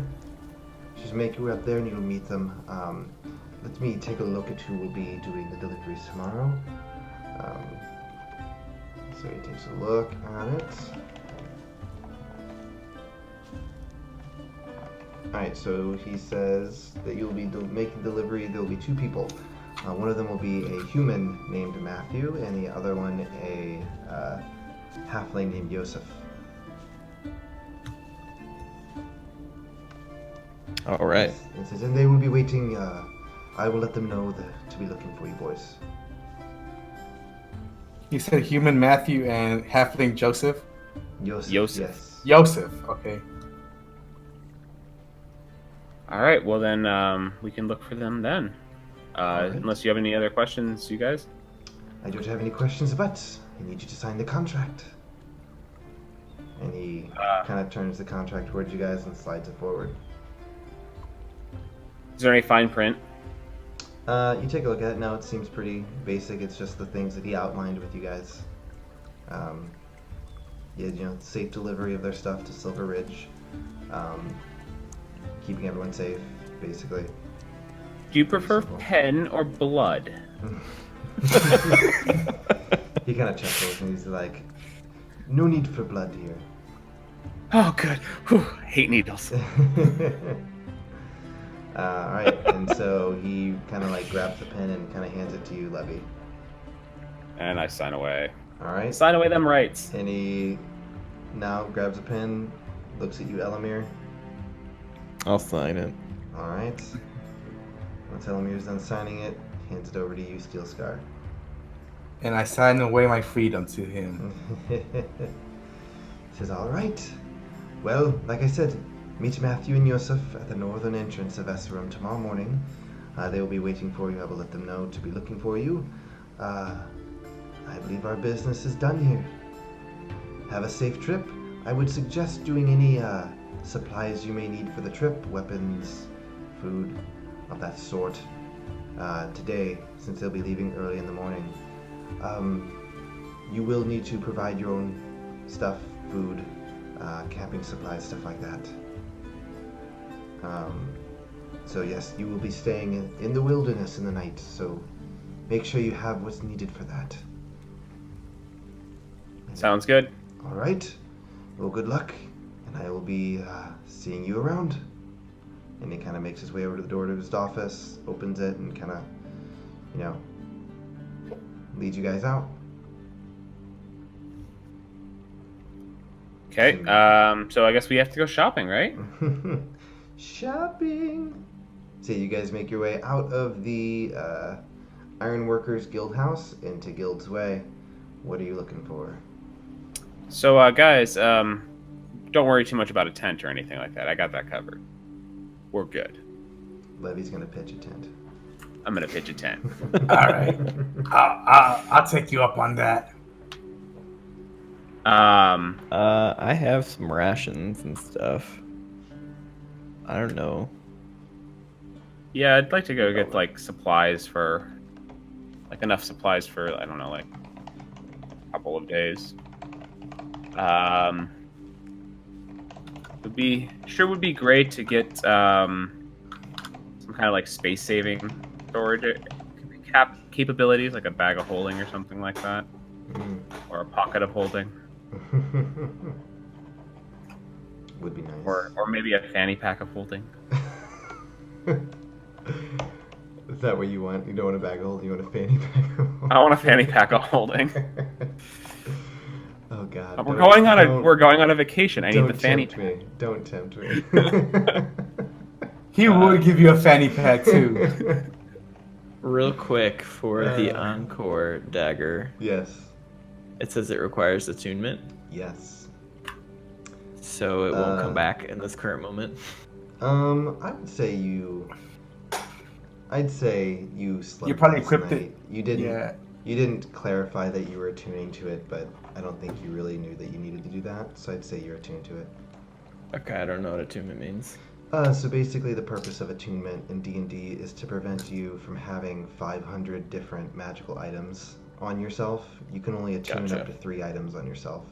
Not all magical items require attunement, just some of the more powerful ones require attunement. Gotcha. It's also Okay. to prevent you from just going like, "Oh, hey, Steel Scar, here, use my magical shield of this thing that you need right now." Right. That's Yeah. kind of the idea. Because it takes an hour to attune to something, so. Okay. Good to know. And now I know. There you go. While they're discussing things, I want to take one quick trip back to the Temple of Mirian. Okay. Can I do that? Yeah, you can do that. Are you wanting to go with them, or are you just peacing out and saying, "All right"? I'll just tell them I'm gonna head to the Temple of Miriam real quick. I'll You be want us to with pick you anything? guys. What was that? We can go shopping for you. Do you want us to grab anything while you're gone?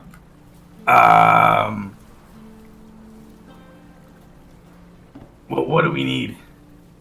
Well, food, water. I'm assuming. Is there anything other than those two that you'd want? I go into my coin purse. I hand Levy 200 gold, and I say, whatever we need, maybe this will cover my end. Okay, sounds good. I'll give you the change. So as of right now, let me take off 200 gold.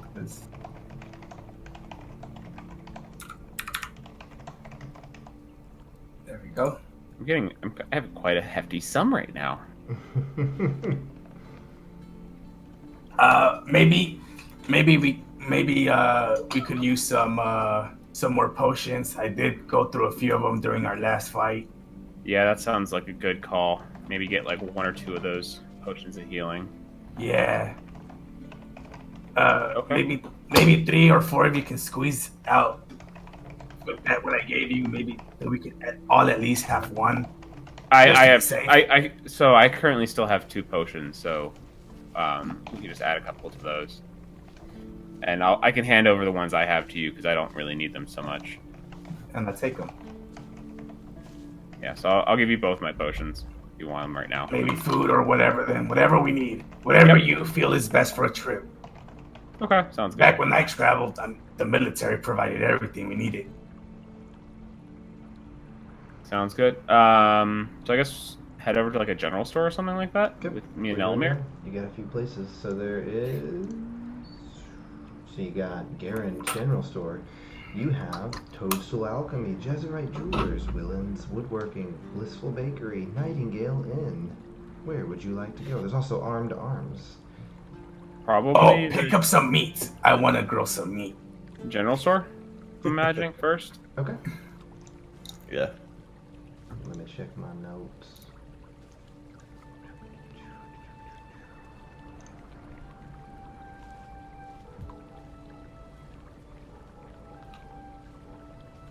Alright, so you guys make your way inside. Oh, I'm sorry. Actually, let's take care of Steel Scar's thing first. Mm-hmm. Yeah. So you guys kind of make your way toward... You guys are making your way toward the Merchants District as Steel Scar makes his way toward the Temple of Mirian. The doors are open, as usual, and you enter in Steel Scar. And as you do that, you just see, once again, you see the statue of Mirian at the front of the temple. You see some priests kind of praying. You see, sorry, gotta get that music, man. There you go. And you see some people walking around the outskirts of the temple. You are looking for High Priestess Delma?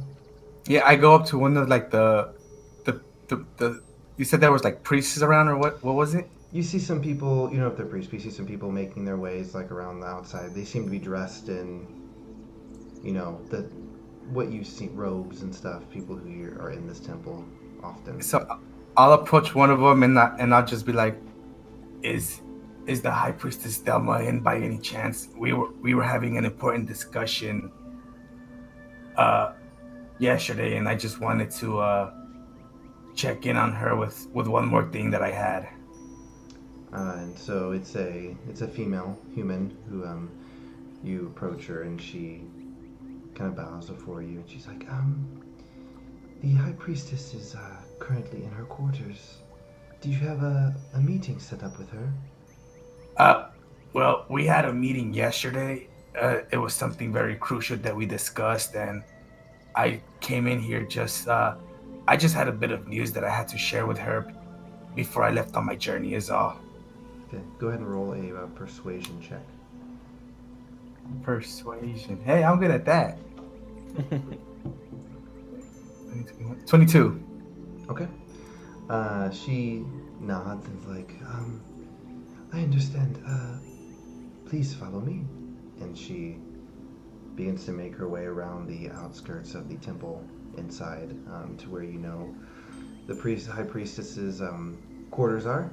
And she knocks, and you hear kind of a voice on the outside say something as the woman opens the door, steps inside, and you can kind of overhear her mentioning, you know, someone's here to see her, that they had a meeting with her yesterday, and the High Priestess soon appears at the doorway, and as she sees you, she looks happy to see you.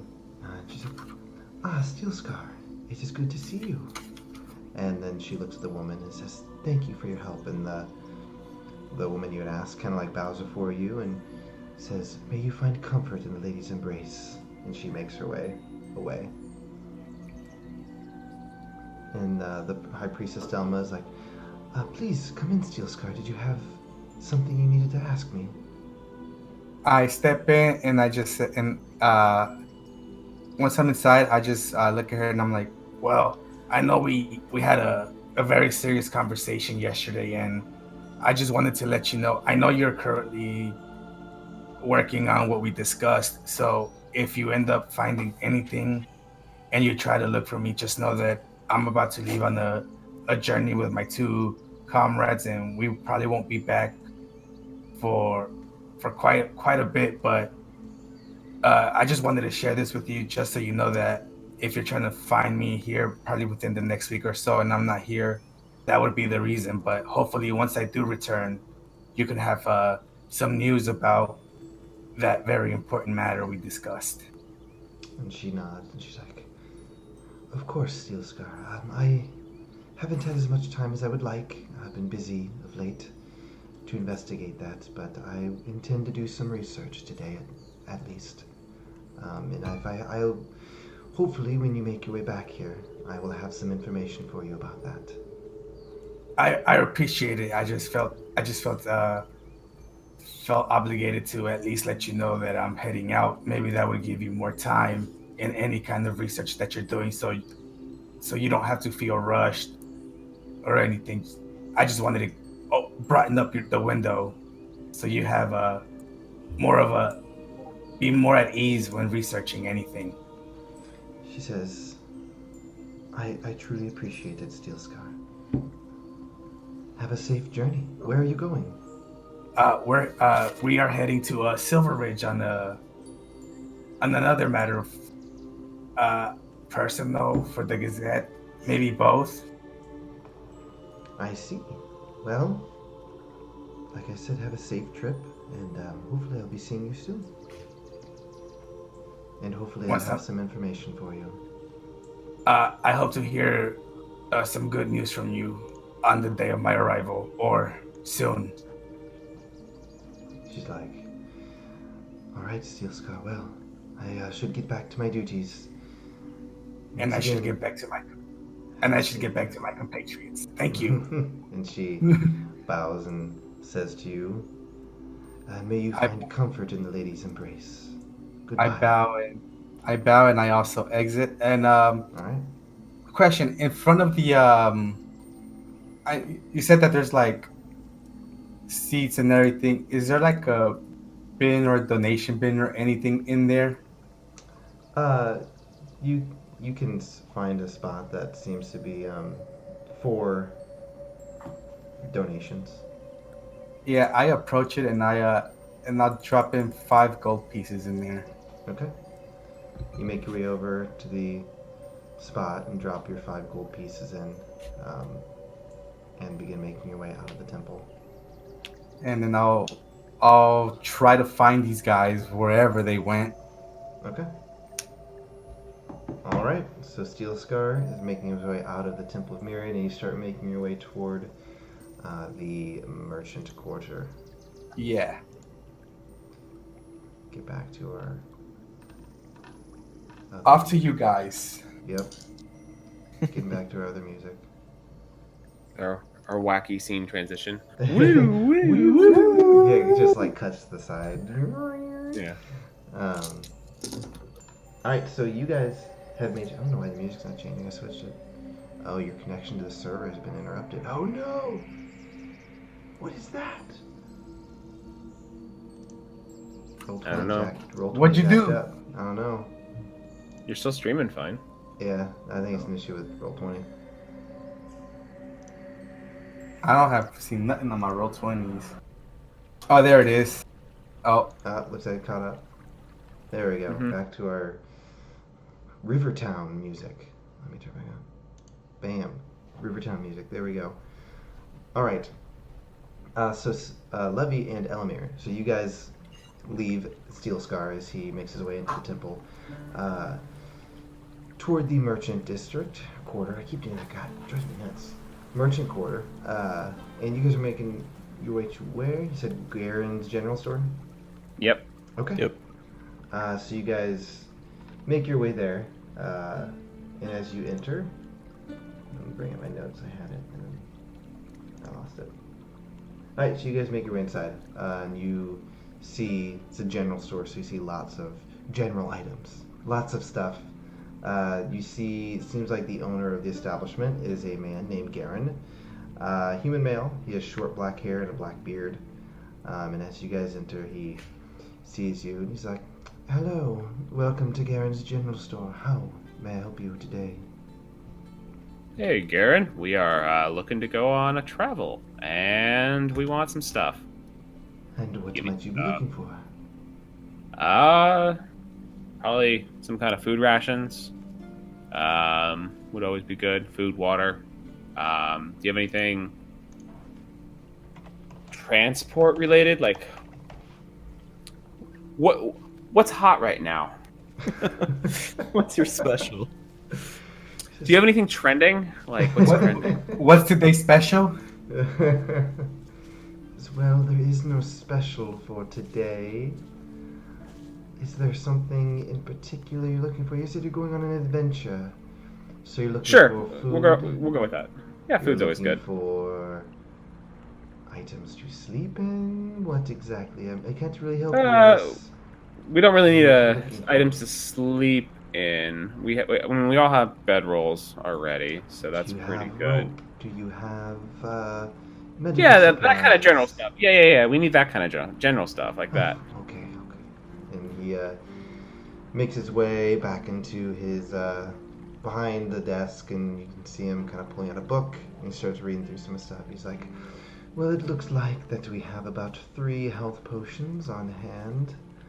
Like that. Okay. I have some rope if you need some of that. There are a few packs you can buy which have some items inside of those. Ooh, what kind of Typically packs? for adventuring. Let me take a look. Is it like a trading card pack? You don't know what's inside until you open it.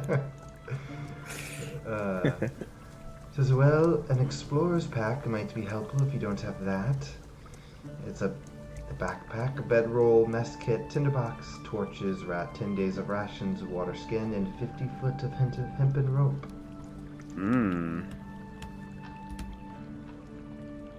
Okay, I and got then all that stuff in my inventory. yes, do I. Are there any other kind of packs? You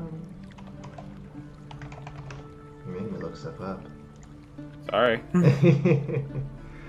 Alright, let's see.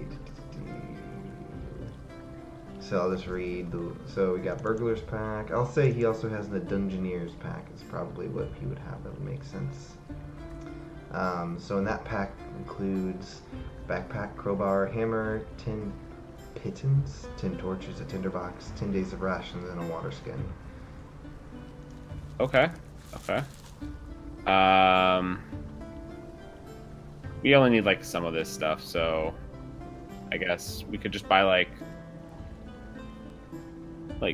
10 days of rations for 3 people, I'm imagining. Yeah, you And can then do health potion.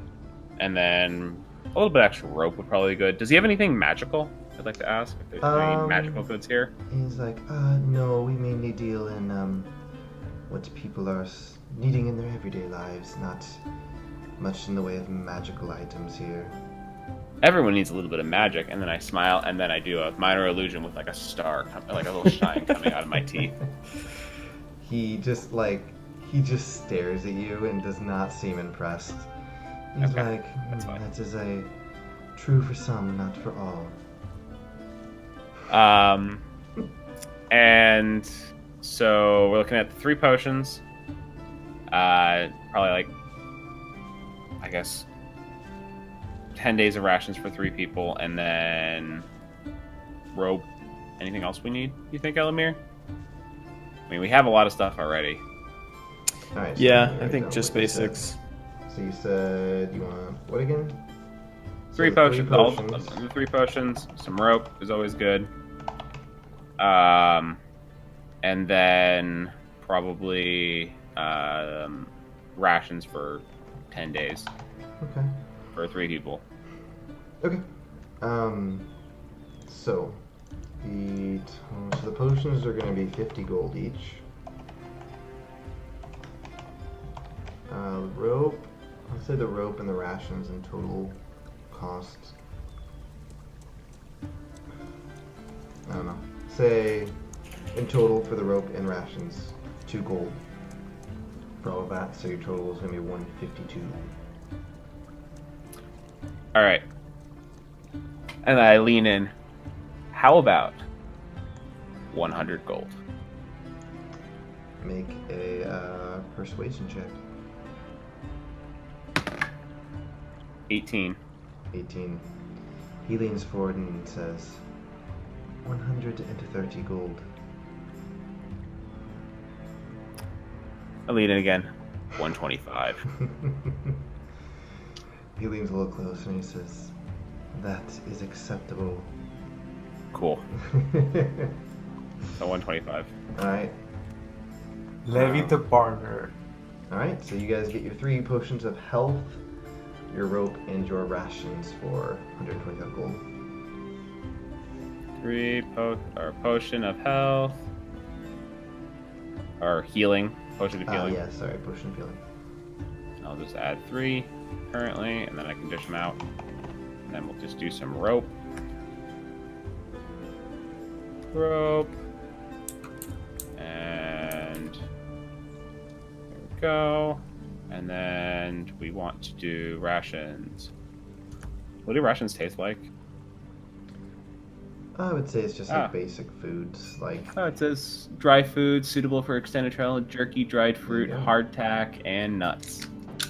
There you go.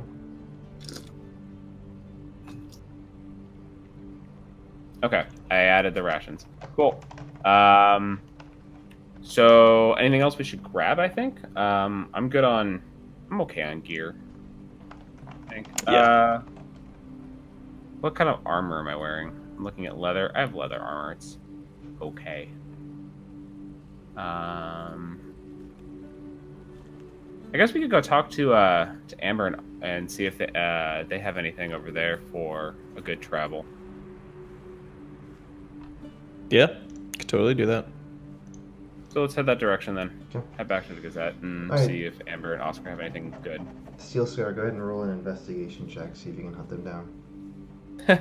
Or did they tell you where they were going? I can't remember. No. No. No, they never told me where they were going. Investigation. Yep.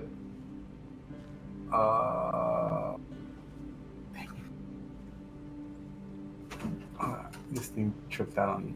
All right, investigation. Ooh, no bueno. All right, let's see. Ooh, natural 20. Alright. 19 if you want the actual. Okay. Oh, because you got a -1. I have a -1. Yeah. Okay. So you, Oh my you God. find kind of a strategic spot that you feel would be where if you're gonna find someone, you'll find them. Anyone who's in the merchant quarter, you'll find them there. And you, sure enough, are standing there, and you eventually see them as they're making their way from Garen's general store over to the Goblin Gazette. I just yell at them, Levy! I yell at Levy, Levy! Elamir, I'm over here. We walk over. Cool. We can dish out. Hey, Steel Scar. Hope your business is done. We're headed back to the Gazette to see if Oscar and Amber had anything we could buy off them for our journey. Yeah, got some I was potion. thinking of beefing up my armor a bit since I was taking a bunch of damage in the last fight. Oh, would you want to stop since we're like pretty close by at the Armed Arms, or do you want to just go to Oscar and Amber and see what they got first? I would say let's just go to Oscar and Amber. Okay. Okay. I have a feeling that even though Oscar can be a grouch, he's probably got some good armor on him. I didn't even put these things together. Okay. Oscar the Grouch. I've been saving that pun for a while now. Oh, that's good. I did. I'm gonna dish out the rations and the stuff. So 10 1-day rations for each of you. How many rations per each? So each person gets 10. All right, ration. And then we got... So now I have 5 potions of healing on me, so I figure me and Elamir takes like 1, or Elamir takes 2, and then the rest go to Steel Scar. Because I figure he's going to be the one that needs them the most. Yeah. And it'd probably be good to just have us with like 1 or something like that, just in So case one of us go down. All right, so you said 2 I'll more take for one. me, or one each, right? It would be either 3 potions for you, or, well, actually, it's pretty much any time it's going to be 3 potions. So just 3 potions for you, and then it's up to, I guess me and Elamir can each have 1. Is that Yeah. fine? Yeah, because you ended up picking up 3, right? Yeah, and I had 2. Yeah, you gave them to me, Yeah. so I'll just add So- 1 more to my inventory. Yeah, so it'll just give you 1 of the ones that we just bought, and then Yeah. 1 goes to Elamir. All right. Got it. Did you pick up the meat that I asked you to? Not yet. We haven't yet. They didn't have anything Alright. at the general store like that, All right. I think. So I guess we. Where would we get meat anyways? Like, Like food? Like good food? yeah, like good food. That's a Because good he seemed like question. he had just... Well, There's the Blissful he had Bakery. food- He had food. You He had food. you weren't really asking him for. You just kind Got of it. looking for stuff. You didn't Because tell we me want like specifics. good food. We don't want like good meat. Maybe the Hunter Guild House or something. You could I don't know. certainly try it out. I gotta look Is this it Is up. like this Delilah's the right House time of of the day? Delights? They sell delightful meat. The where? Oh, Delilah's House of Delights. They sell It's a certain, food place, they right? sell a certain type of meat. What? I guess you could say they Woo! sell a certain type of flesh. Yes. It's a brothel. uh, I'm good with that. We're good. We can skip on the meat if we have enough food to last us. We could also check the Balding Bard and see if we could buy any of their stuff to go too. Because I Their mean, stores. I've been enjoying the meals there. We Yeah. could probably check with them at the end of the day. We should go Yeah. check in with Oscar before they head home for the day. Well, what time of day is it, DM? I'd say at this point it's like maybe 10, 11 o'clock. It's not super late in the day. All right. Yeah. Let's go check in with Oscar. Maybe he has something better than what I have on. Sounds good. Okay. Oh, and I want to give Steel Scar back his money. Okay. So, splitting the cost like 3 ways, it's like 41 gold each, ish. So, he gave me 200, so give him back like 1, math, 59. 159. Yeah. All right. I'll add that back up. There you go. Dang, I'm balling. Just rolling in it. Yep. Alright, so you guys are making your way over. Sorry, I'm like trying to research stuff. So you guys are making your way over to the Goblin Gazette to speak with Amber and Oscar, correct? Mm-hmm. Oscar the Grouch. From Yeah. here on, known from here on forward. He didn't seem so grouchy to me. I totally, He's just an introvert. totally did not put those two together. Oh, I put them together the moment when we first had an interaction with him, and he gave me that grouchy look. I'm like, he's Oscar. that was funny. Okay. Yeah, so you guys make your way over to Oscar and Amber. Into the Goblin Gazette. Seems that the printing presses are working. You can only assume that they are in the process of printing your story that you had written, Levy. And you guys make your way into Amber and Oscar's shop. You see as Amber's reading over some tomes, Oscar seems to be in the back room as always, working away on something. And as you guys enter, Amber looks up and sees you and says, "Ah, greetings, boys. Good to see you. What can I help you with?" Hey, Amber. Well, we're actually going on a journey soon, and wanted to see if if you had anything for the trip. And where are you headed? Well, first stop is going to be Silver Ridge, and Interesting. after that, hoping to head over to God, what was it called? Sailport. Yeah, So you're going to Sailport. eventually, hopefully, that's the goal. Yeah. Interesting. And you remember what we talked about, Levy? Oh, I do. Good to hear. Now, So, what are you looking for? just trying to see what if you have anything recommended for like a good journey like this. It's been some time for me since I've been on a journey like this. Just trying to see what you got. We got some rations and stuff as well. So, but seem kind of low on anything magical. Alright, well, give me a second to take a look at what we have. If you remember, we still have some of those things that we had last time you were in here looking. That was a... Let me go over what we have. So, just they have 2 potions of healing currently, and then 2 potions of greater healing. There was a armor of cold resistance. There was a bow. There was some bracers. There was a great sword. So that's what they used to have. And then things that they have now, you're seeing she pulls out an immovable rod and sets that on the table. Immovable? Immovable rod, yes. What's that? You don't know. You can roll, I would say, an Arcana check to see if you know anything about an immovable rod. Not great. 6. Okay. You're not sure.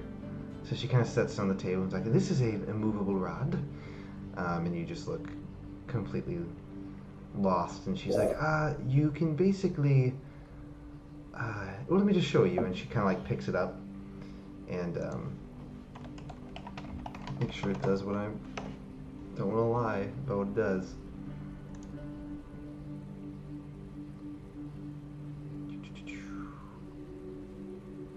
Yeah, alright, so she basically picks the rod up and kind of like holds it in the air and clicks a button. And when she does that, she moves her hand and the rod just kind of stays there. Oh, that's And then kind of cool. She kind of like grabs it and you can see her kind of like pulling herself up and just setting herself down. Huh. He says, Cool. So it's immovable, as you can see. Interesting. How much is that? Well, that will run you about 4,000 gold pieces. It's not a cheap one. Oh! Time to go see the hook. Because that apparently isn't paying us that well yet. She's like, well, to be fair, this is a, let's just say there are a lot of creative uses for this. I can imagine. And so it's quite handy in a difficult situation. Let's see what else we have. It looks like we have a rope of climbing as well. That may be helpful on a trip. Let me see the price. That will run you about 1,800 gold pieces. Do you have anything less than 1,000 gold?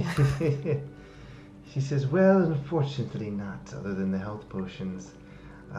It's not cheap to make magic items. Agreed. Your best luck is to simply find them. So guys, do you think we should try and get some greater healing potions too, just in case? Like a, oh my god, we're gonna all die situation? It's better to be safe than sorry. How much did those greater healing potions run for again? They're going for 150 gold apiece. Ooh. And would we get any discount for buying both? She's, well, I'll say they're already discounted. Yes, I understand. Just asking. Of course. She says, no, unfortunately. Actually, I misspoke. They are 140 gold apiece. So she's, unfortunately, we're already marking our things down, so we can't haggle a whole lot. No worries, no worries. Just asking. I'm good. I can't really spend anything, so up to you guys. I'm good with my 3 potions for now. But I would like to check out what Oscar's wears just to see if he has anything better than this chain shirt that I'm wearing. And she just basically says, the items that I have are what Oscar has. We typically work on request. We don't have a lot of things just waiting. That's why we have a very low inventory of items. Typically, those items are people who may have changed their mind on something they needed. Your best bet if you're looking for armor or weapons would make your way to the Armed Arms. Yeah, I guess I'm gonna have to go see them. I just decided to stop here first. Maybe you guys had something useful. Well, it's always good to see ya. But yes, unfortunately, we basically work on a as needed basis. Fair enough. So if you ever need something like what Levy has asked me about, I can help you with that. But like I said, we don't have a huge store of supplies, typically just waiting around. Fair enough. Guys, should we take a trip to the Armed Arms just in case? Fine by me. I'll follow you over there. And then screen transition to the Armed Arms. Change scene. Alright, so you guys make your way over to the Armed Arms. Yep. It is run by the two dwarven brothers, Olaf and Kilof. As you enter in, they see you, and Olaf's like, good to see you in here again. Did you find that dagger you were looking for, or did you find where it came from? I did, and I kind of like pat it on my hip as I'm wearing it. It says, if I remember, that was a fine piece indeed. Yes. I'm glad you were able to hunt that down. What can I help you with today? Very good marksmanship, or not marksmanship, craftsmanship. My associates here, we're just looking for some possible wares for our next big journey out of town. Yeah, I look at them and I'm like, I'm looking for some new armor, something a little more sturdier than what I'm wearing right now, something that will take a punch but not leave me really hurt. He kind of glances at your armor and he says, "Well, you might have something that would be a little better than what you're wearing right now. Let me take a look." And he kind of hops off the stool he was sitting on, goes in the back and comes out with a set of splint armor. And he says, "I think this will provide you a little more protection than what you're using, but not much." I was looking at that same one. He says, "Oh, you wanted to buy it?" I might end up picking it up. It looks a lot more sturdy than what I'm rocking right now.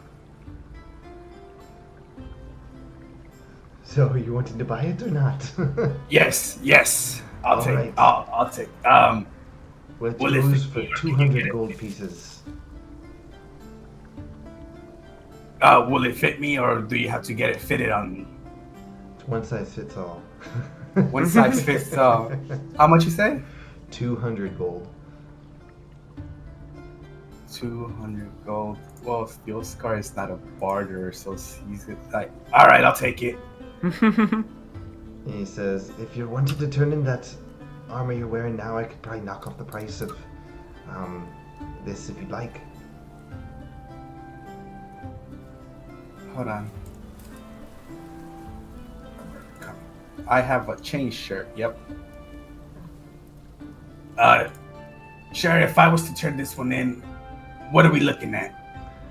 And he kind of inspects it on your body. He says, "Well, it looks like it's got some blood on it." Well, obviously. Freshest blood in town. And a little worn. I'd say I'd probably give you about 60 gold pieces for it. So that 60? would knock the price of your splint armor down to about 140 gold pieces. Well, you're the expert here, so we'll go with that. So 140?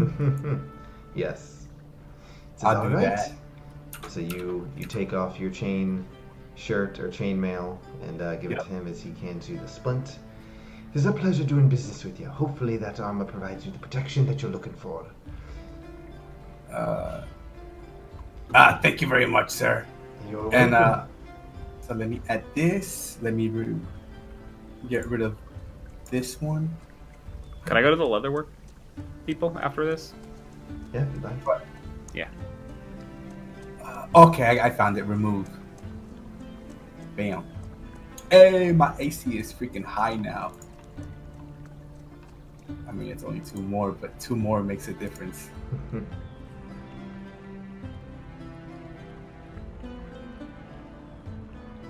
And that was it for me. You guys need anything? I'm good. Oh no! I'd like to go to the leatherworker next door and Okay. just see if they have anything better than what I'm wearing. Okay. So you make your way inside. I realize there's a typo since it's Willen's leather working because it's Willen's woodworking. Typo. Okay, so you make your way over to the leather working store. As you enter in, you see notes. Wait, who is it? Oh, it's Willen's. Yeah, I Woodworking? was saying it's a type. No. It's called Willen's Leatherworks, and there's also Willen's Woodworking, so it's not the same guy. That's a type Got of the name for Leatherworks. I thought he might just have a small empire. Yeah, he owned multiple stores with his name at the front. All right, so you make your way over to the leatherworking. As you enter in, you do see an elf, male elf standing behind the desk, and you enter, and he's like, "Hello, welcome. How may I help you?" Hi there. I was looking to see if I could get a little bit beefier armor than what I'm wearing, but still, keep me mobile and agile. So, well, let me see what you're wearing. I'm wearing leather armor. I'd like to Oh, get studded leather armor. Yeah, hold on, I gotta look. Depends on how high up it is. Where's the freaking picture?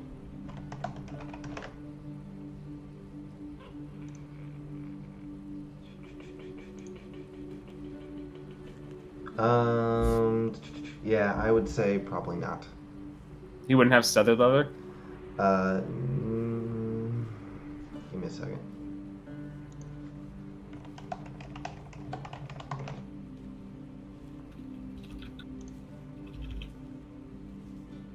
Okay, no, I would say he has that. So yes, I would, yeah. Yes. Mm-hmm. Alright, so you want to buy studded leather? Yes, please. Alright, he's like, alright, that will run you about 45 gold pieces. Does that sound All right. agreeable? That sounds right. Would you be able to knock the price off if I sell you the armor I currently have? Let's just do this real quick. There you go. Alright, so yeah, he'll take a look at it. So they'll knock it. He'll give you 5 gold for it, so knock it down to 40 gold pieces. Yeah, that's fine. Don't need to Okay. haggle too much about this one. Alright, so 40 gold, and you get your studded leather armor. Sweet. Can I do exactly what he just did? What type of armor are you looking for? I'm also wearing leather armor. Okay. I would say yes. You could do that as well. So Okay. same exact thing. Trade in your leather armor for studded leather armor. For 40 gold. Yep. Boom. That Okay. guy's business is There you thriving. go. He's like, pleasure doing business with you boys. If you need anything, you know where to find me. Sounds good, thank Indeed you. we do. All right. So you guys finish up. You all walking around sporting new armor, higher Looking all defenses. shiny. There you go. What color is it? Whatever. It's brown armor. The studs on it look silvery, shiny. But yeah, it is leather armor. So it's brown. Cool. All right. What do you guys want to do? Well, guys, last night in Eserim for a bit. Yeah, it'll be our last night here for quite some time.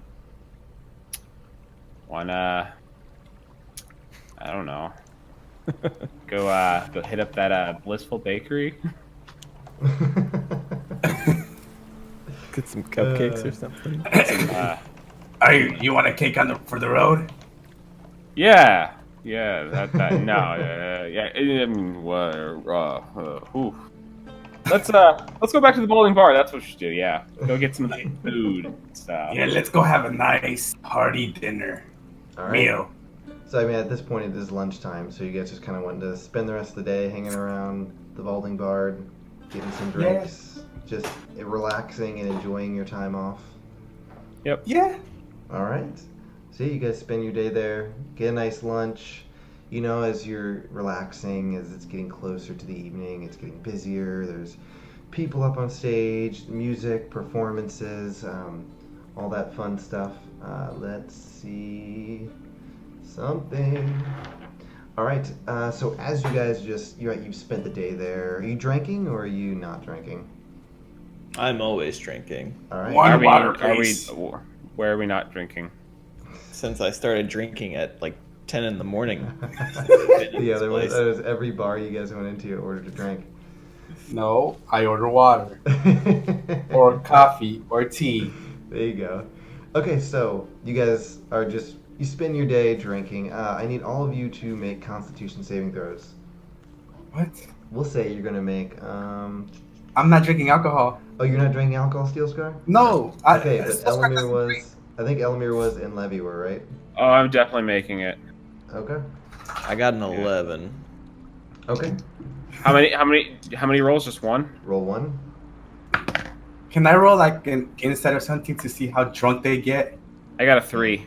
Okay. Go ahead and roll a second one. Each of you. Oh. I got a 13. 19. Okay. So as the day progresses, Steel Scar, go ahead and roll insight, actually. All right.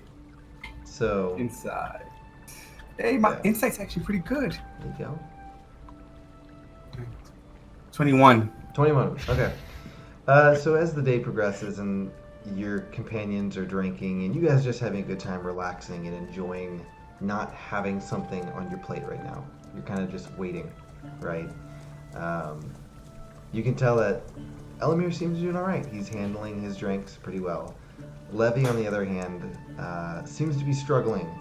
And he's starting to slur his speech and starting to... Guys, I got a song for you. I want to play a song. Friendly with everybody. You want to play a song? Yeah, I play a song because All I'm right. drunk. So Go ahead and roll performance with disadvantage. 20.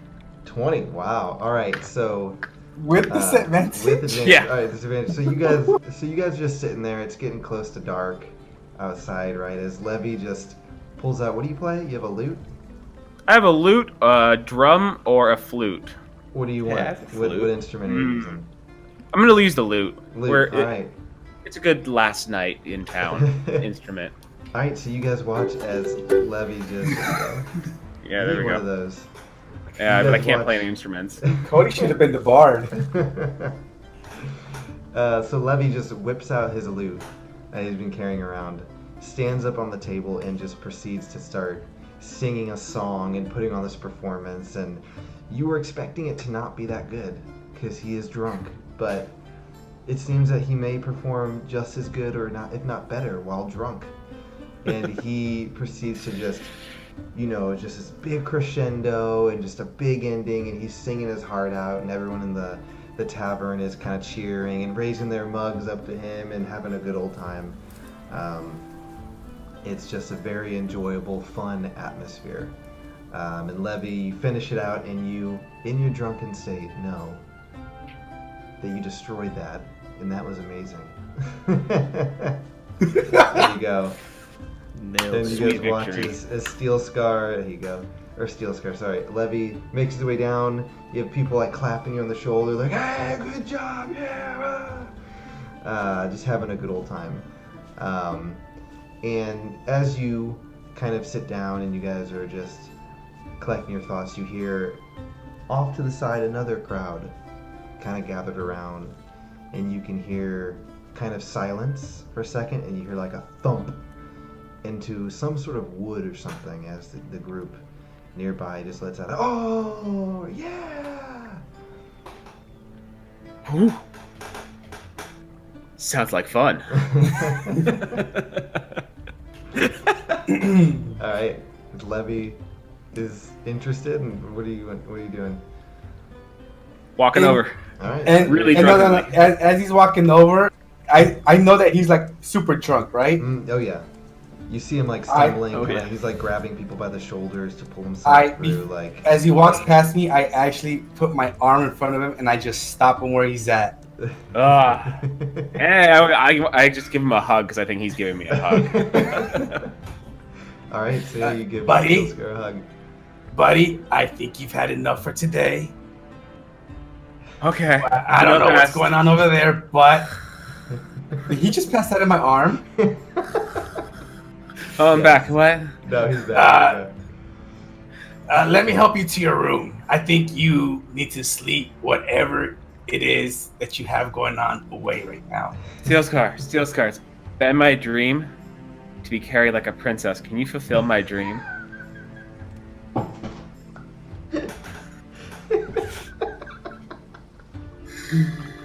Please. Ugh. Well, I'm like calmly, sophisticatedly handling my wine. I'm just gonna go walk over to that crowd. All right, so Elamir, you make your way to the crowd. Steelscar and Levy, what is what is happening here? Steelscar. I pick up Levy and I throw him over my shoulder. Oh, the wench carry. Oh my god! You hear Levy say that. Can I say that? Am I allowed to say that? Yeah, there you go. I don't know. He's And just I- slurring this. And I look at Elamir and I'm like, I'll be back. I gotta take this guy. I gotta take this one to sleep because he's out of it.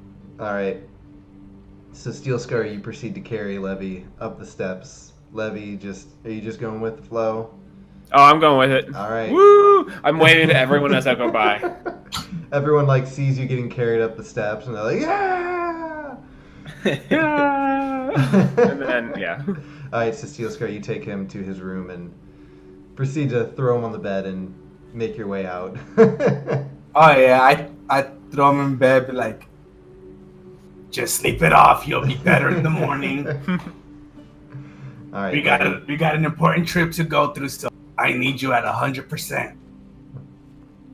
All right, Levy. Night, you friend. Night, friend. just passing out. All right, Levy. You see him just kind of pass out on the bed as you make your way back downstairs. All right, so Elamir, you make your way over to the crowd. Yes. So you see a small group of patrons gathered around. They're all staring at the wall, and on the wall you can see is a cruelly drawn target on it. As you see one of the patrons pull back a dagger and throw it as it goes flying toward the wall. Let's see how well he does. You see it just stick in the wall. So if the rings have, let's see, there are 1, 2, 3, 4, 5. So there's a bullseye. Then there is a red ring, a blue ring, a yellow ring, and then a miss. So this guy, you watch as he throws it, and it just hits the blue ring, which is so it's bullseye, red ring, blue ring, yellow ring. And the crowd kind of lets out a yeah, woo! And the person that you're watching is a male half-elf. As he kind of turns to the crowd and walks up, gets the dagger, and makes his way back to the group. And the crowd seem to be very entertained by this guy's skills as he pulls back his arm and throws the dagger again. This time, though, kind of misses, lands off target, and the crowd kind of lets out a, oh! And then you see as someone else kind of steps forward and it takes a turn. It seems like they're just having fun throwing, daggers into the target. Do I see any sort of like money being exchanged? No, you Gambling. don't see any money being exchanged currently, no. Okay. Are there? I don't know. I guess I'll wait for the second guy to throw and see what he does. Okay. Alright, so the second guy walks up, takes a throw. So this one is going to hit the blue ring as well. And then he walks up, grabs his dagger, and he's going to throw it again. It seems that they get like 2 shots on it. So this one will be the blue ring again. So they seem to have done better than the half-elf. And the crowd just kind of like, oh yeah. I guess I can make my presence known and ask them if they're wagering on this competition they've got going here. Were you asking the elf or the guy, the human? I'll ask the human who just won. Okay. He's like, no would have any betting, no wagers. I'm not opposed though. Do you have a wager you wanted to make? How about 50? 50 gold Yeah. pieces? Yeah. Ooh. Ooh, heavy You hitter can right see there. you can kind of hear the crowd kind of around. He's like, it's a little too expensive for my blood. We make it 20. All right, 20. Peasant. No, just kidding. I feel like that'd be something Elamir would say. That would be. Isn't he an elf? He is an elf, yes. Talking to Haughty. a human. There you go. He's like, all right, 20 gold. And looks at the half-elf. He's like, are you in? And the half-elf kind of nods. So they each put in 20 gold. And you're putting in 20 gold as well? Yeah. Okay. All right. So we will say we'll do half-elf, you, human. Sound good? Yeah. All right, half-elf's going first. He walks up, pulls out his dagger, stares at the bullseye for a second, lining it up, and takes a shot. That is going to be, so that one lands in the blue ring. He walks up, grabs his dagger, makes his way back, lines it up, takes another shot. This one hits the bullseye. Ooh. All right, you're up. All right, so I'm gonna take my fancy new Encore dagger here. I'm just rolling an attack roll. Yep. So you're gonna roll. Yep. Pretty much just an attack roll. Okay. And then, am I adding modifiers to it? So it's whatever you would. Oh, so you're adding your proficiency bonus and your dexterity modifier. So Okay. proficiency at this point is probably like 2 or 3 or 3 or 4. 3. 3. Three. And then your dex is what, 3 or 4. Yeah. Okay. So it's like 6 So- or 7, whatever your dex is. Yeah, it's 7. Okay. I rolled an 18 plus 7, All right. You throw and then it. Encore gives me a plus 1. All right. You throw it as it lands right into the bullseye. All right. The crowd just lets out a. "Ah!" I'll walk up and retrieve it rather than it coming back to me. Okay. All right. You walk up, grab the dagger, make your second attack. It's 16 plus 8. 24. That will be another bullseye. Yeah. All right. So the crowd seems impressed by your performance, and next up is the human. But do you go get your knife or does it come back to you this time? Yeah. I'll go get it again. He doesn't want to show off. All right. So the human, the first throw is a bullseye. All right. He walks up, seems proud of himself, grabs a dagger, makes his way back, takes another throw. This one is again a bullseye. Ooh. So at this point, the half-elf is out. And We the got a humans- dagger Yep, off. the human, so the crowd seems to be getting really excited about this. And so the human leans to you and he says, all right, how about you throw 1, I throw 1, you throw 1, I throw 1. Sound good? Sounds good. All right. So me first? Yep. All right. Ooh, that one wasn't as good. It is a 12. Okay, 12 will be, let me just keep track of all. 12 is So you land in the yellow ring. So if you remember, there's a bullseye, red, blue, yellow. So you're in the outer ring. Okay. So you just got it. Alright, so he's gonna go. Oh, he throws it and it just sinks into the wall, like outside the yellow ring. He did roll a natural 1 on that, so. Oh. It actually, yeah, he was lucky it even made it into the thing. All right.